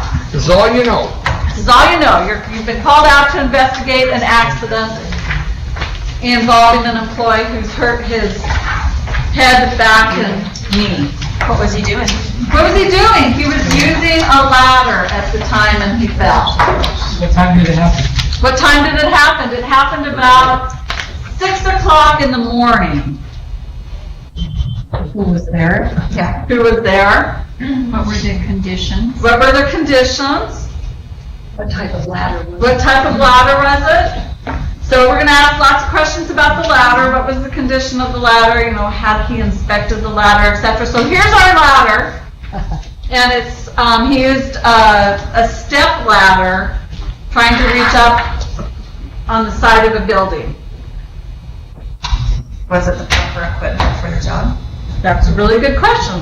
What was it held against? You know, if it's on the window there, it's probably not as safe. Yeah, he was using it against the window. These guys have a little game going back and forth. Now, I'm not gonna promote putting ladders against windows, but my neighbor was a window washer, and he put them against windows all the time, and he was completely comfortable with it. Their windows are strong, but don't do that. So what else might you want to know about? Is that his regular job? This is regular job. Very good. Weather conditions. Weather conditions. Were the leaves wet? Oh, were the leaves wet? What Because leaves? you've seen some leaves in the background. The leaves that he's stepping in before he gets on the ladder. This picture here is the picture of the rating sticker that's on the ladder, and it might be difficult to see, but it says down here that the maximum limit is 250 pounds. So that's the maximum limit for the individual that's using that ladder, plus any tools or equipment that they're holding on that ladder while they're on it. And it also says maximum height. It's an 8-foot ladder there, so. So you might want to ask for, if an employee falls off the ladder, what step were they on? Because if he was standing on this very top step of the step ladder, that's a no-no, right? So somebody asked about the leaves. This is where the bottom of the ladder was positioned, and there are definitely some leaves there. And were they wet? It was early in the morning, about 6:15. The other thing that we did was we kind of moved those leaves and discovered there was a little concrete edging that the 1 foot of the ladder had been set upon. Only one, so the other was kind of hanging out there. So double check and make sure that the surface, you know, was it flat surface, was it inclined, was there any unevenness to the surface? Was there anybody else out there maybe helping to hold or stabilize that ladder? Those are all some good questions of things that you might want to ask about. Also, we didn't really talk about it, but when you get down to talking about the employee, what kind of things do we want to know? Overall health condition, Okay. Medications, how was he feeling before he climbed up on that ladder? Maybe he'd been feeling off and on a little dizzy that morning. Maybe there's an underlying medical thing going on. Somebody asked if it was his regular job. Might want to know about training. What about any clothing or shoes, footwear that he's using? Is he wearing appropriate shoes? And Ish back there asked, I think, somebody asked what time of the day it was. Has anybody noticed how dark it is in the mornings? 6 o'clock now is pretty dark out there. He's actually got really dark glasses on there in that picture. So those are just some things to think about. And then I can throw out anything else you'd like to know. So in summary, the purpose again of an accident investigation is not to assign blame, but it's to establish the facts and try to identify the underlying root causes and all other contributing factors so that we can take corrective action and prevent similar incidents from happening in the future. We want to learn from them so that we can reduce the number and the severity of accidents that were happening. We are recommending the 5-step process of gathering the facts, analyzing the facts to determine your root cause and contributing factors, documenting your findings, taking preventative action, and then following up. Safe Schools does have a 28-minute training program on accident investigations if you want more information. So are there any questions? So the last thing I need to talk with you guys about is safety committee meetings. The General Safety and Health Core rules that all employers in Washington State must comply with has a rule addressing safety committees or safety meetings, and it's 296-800-13020. And that basically says that any employer that has 11 or more employees who work the same shift at the same location has to have a safety committee. If you're less than 11, you have the option of doing a safety committee or holding monthly safety meetings. We only have one school district, I think, that falls into that category, and that would be Stehekin. So the rest of you guys all... Pardon? Palisades. Palisades, thank you. Palisades also. So you have to establish your safety committee. You have to make sure that your committee has employee elected and employer appointed safety committee members. And there's a little asterisk there by the employee elected, because this is all about giving employees a say in this, in making sure that we have safe and healthy workplaces. So the Department of Labor and Industries wants employees to have at least an equal say on this committee. That means that your number of employee elected members has to be the same as or higher than your employer appointed members. If an employee elected member leaves their position, leaves the district, or they resign from the committee before the end of their term, which can only be a maximum of a year.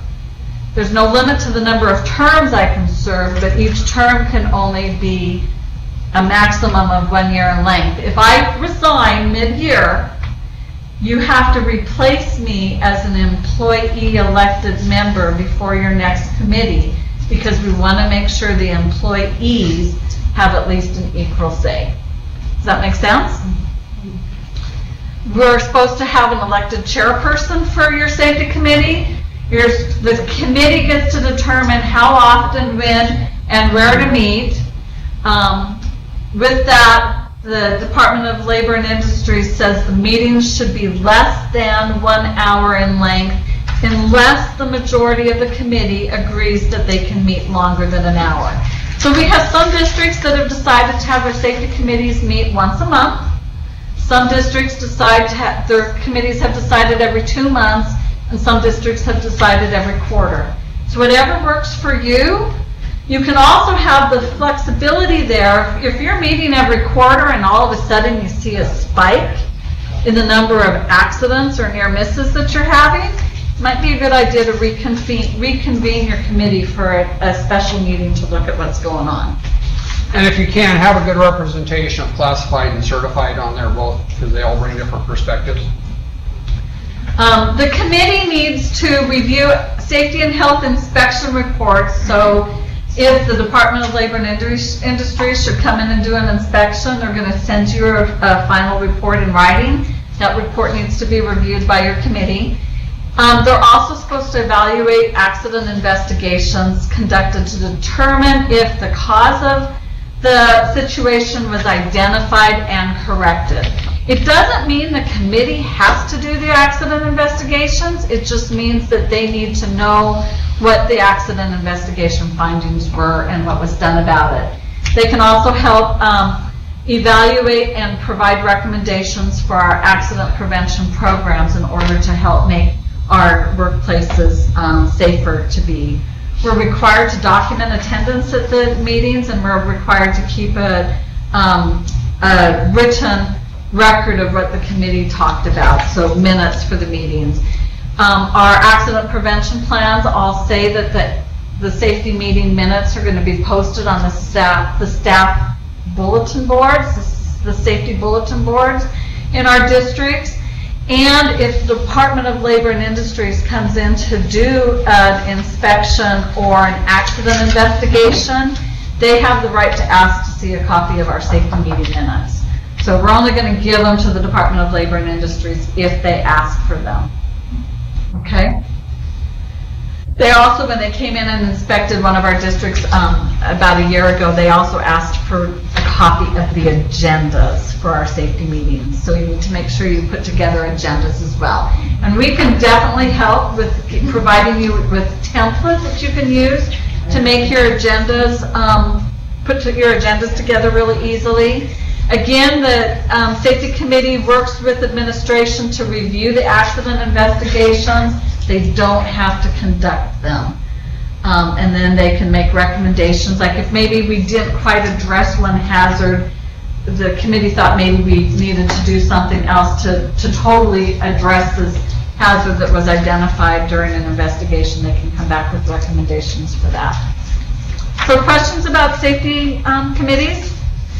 Mike and I are definitely available to come out and help districts with their safety committees. We can come out and help with safety walkthrough inspections. And a lot of our safety committees are doing a walkthrough inspection of the facilities. They either are doing we're supposed to do a wall-to-wall walkthrough inspection of each of our facilities at least once a year. So you can break it up and say, we're going to do this building this month, we're going to do this building 2 months later, and we're going to do this building, and by the time the school year is done, we're going to have completed a walkthrough of every building. So questions about safety committees? Did I leave anything else, Suzanne? No, I think you covered it well. Thank you. So if you guys are game, I know we've run over, but we do have, I should say Safe Schools also has a module on safety committees. But if you are game, we do have one more activity that we would love to do, and that's called, we're going to play Kahoots. So if you have a smartphone or a laptop or a tablet, if you can go to www.kahoot.it, that would be great. Hey Brooke, in the sake of time, maybe we only do about 5 of the questions on Kahoot. Okay. Okay. And if you need to run, we understand if we run into time, so. I'm going to try, What can I do to help? disconnect Suzanne.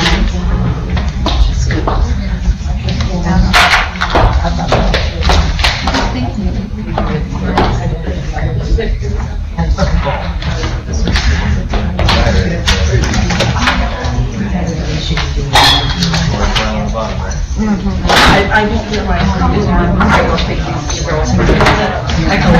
How that goes. It's on me. Big standards I have.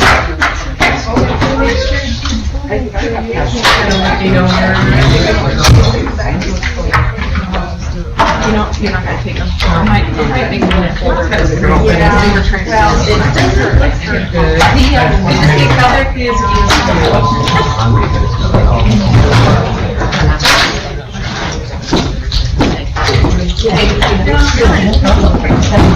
Thank you. If you have to leave, appreciate you guys coming in, and remember, we're available. So give us a call.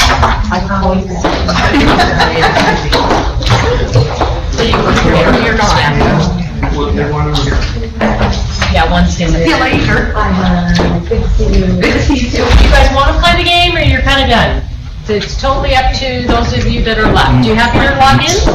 No. It's kind of fun. It's kind of fun. It is. It's just kind of an And your answers are completely anonymous. Oh, okay, there's the game. It's completely anonymous. So you go to, You're going to see your name on there originally, but it does not track it. Right. You have to put in a nickname? you have to put in a nickname. Hey, you. Thank you. Thanks for the heads up. Oh, look, oh, great. I should have picked something. That's okay, we won't see it again. You won't see it again. But we know it now. Did I say anonymous? It is ominous. It is. This is not. So, how many people are playing here? I got 3 in the back and 1 up here, so somebody's Yeah, we're not playing in. together. I'm not in yet. What's the pin? Is that the pin? That's the Kahoot.it. pin. And that's the pin when you get it up. Come on, Ish. You're in. You're in. Okay. Tomorrow, which one are you? T. Oh. T.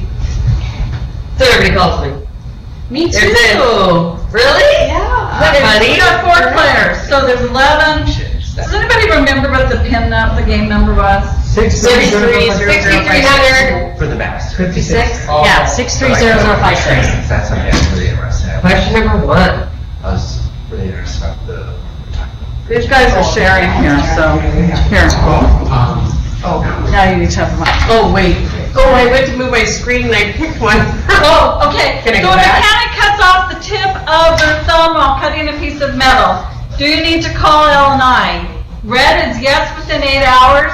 blue is yes within 24, yellow is no, and green is maybe.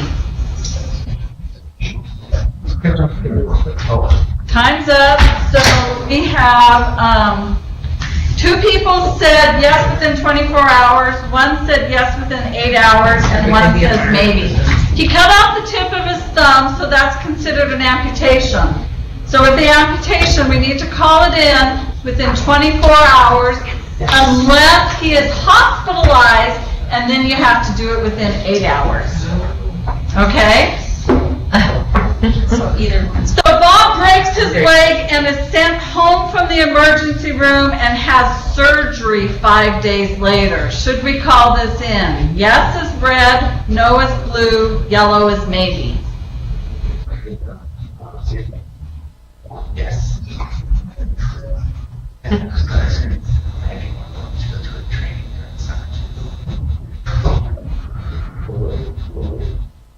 And we have, why it does that? We have, must be 2 or 3 people, 2 people or 3 must have said yes. 1 says no, and 0 says maybe. So we would err on calling this in. Probably, if he has that surgery, is going to be admitted at least as an outpatient, and he's having more treatment than just the first day, so I would probably call that one in. A 56-year-old cook is admitted to the hospital with chest pain. Do you need to call out an I? Yes is within 8 hours. Yes is within 24 hours. Yellow is no, and green is maybe. So 8 hours is red, 24 hours is blue, no is yellow, and green is maybe.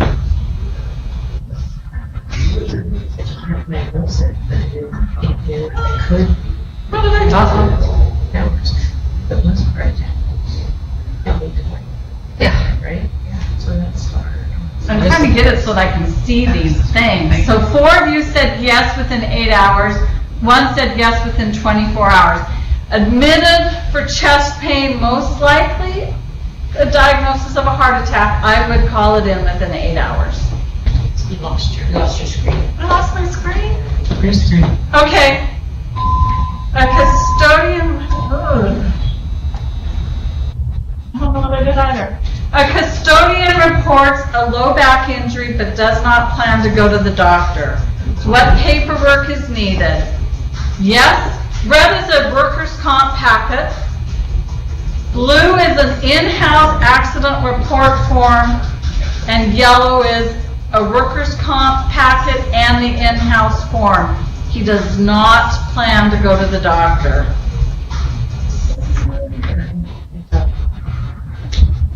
So you guys all got answers and you all said blue, the in-house accident form, and that is correct. Mine says time.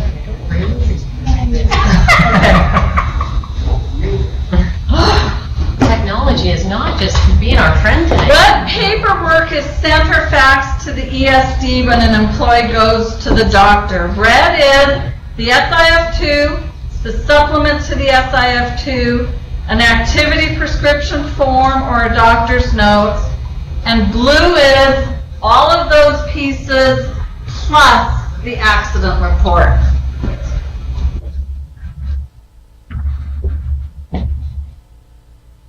Two said the SIF2, the SIF2 supplement, and the APF, and 2 or 3 must have said those same things plus the accident reports.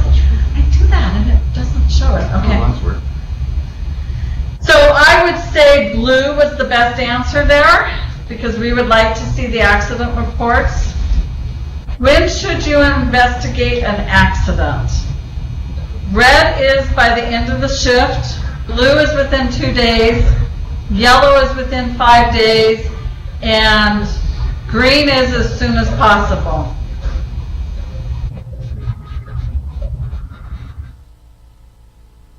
Yay! As soon as possible.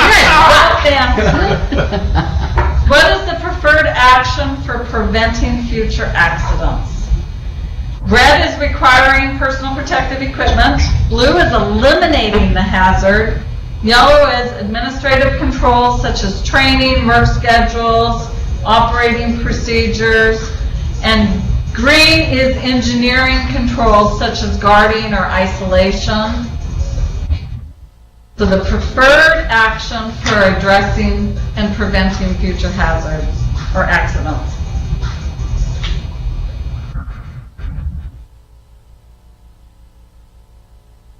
So if you remember that picture that had the pillars down the side and up at the very top was eliminating the hazard as being the best preferred one. Elimination, substitution, engineering controls, administrative controls, and PPE was down at the bottom. What are the basic steps of accident investigation? Gathering facts and interviewing witnesses is red. Analyzing the facts to identify root causes is blue. Documenting facts and actions taken is yellow, and green is all of the above.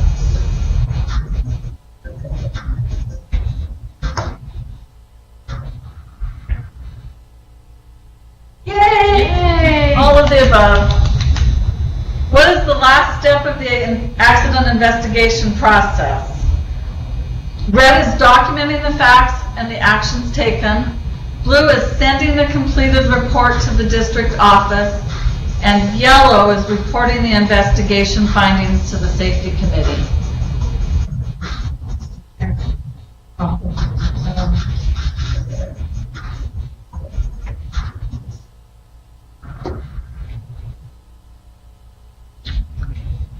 Reporting the investigation findings to the safety committee is a really good choice. Sending the corrected report to the district office is good as well, but I would say the best one is making sure that you're completing the loop by reporting it at the safety committee.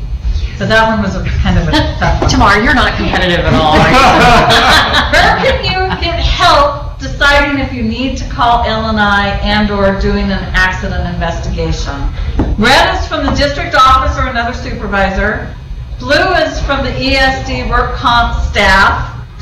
Yellow is from your local law enforcement agency, or green is all of the above.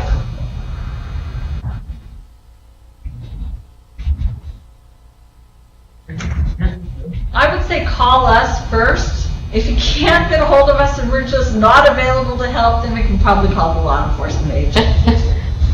But yeah, For L&I. that was one of the tough ones that we put together. So what did you like the best about today's presentation? Red is the handouts and verbal explanation. Blue is the group activities. Yellow is the Kahoot quiz. Green is all of the above. And brown is the technology problems. Yeah. So good. Thank you. Thank you Thanks guys for so staying. much. Yeah. Thank you, guys. That's great. You what? Blue packet. You need a blue packet. I need more. I just need some. I can take which one as we had. You wouldn't have so many accidents, you wouldn't have so many, you know, you'd have to have the. But yeah, I just need some more. Thank you. Benchmark. Ages. You guys like the Kahoot? Yeah, it was good. It is fun. Oh, sure, yeah, I'll wait. Awesome. Thank you guys for letting me put your names in my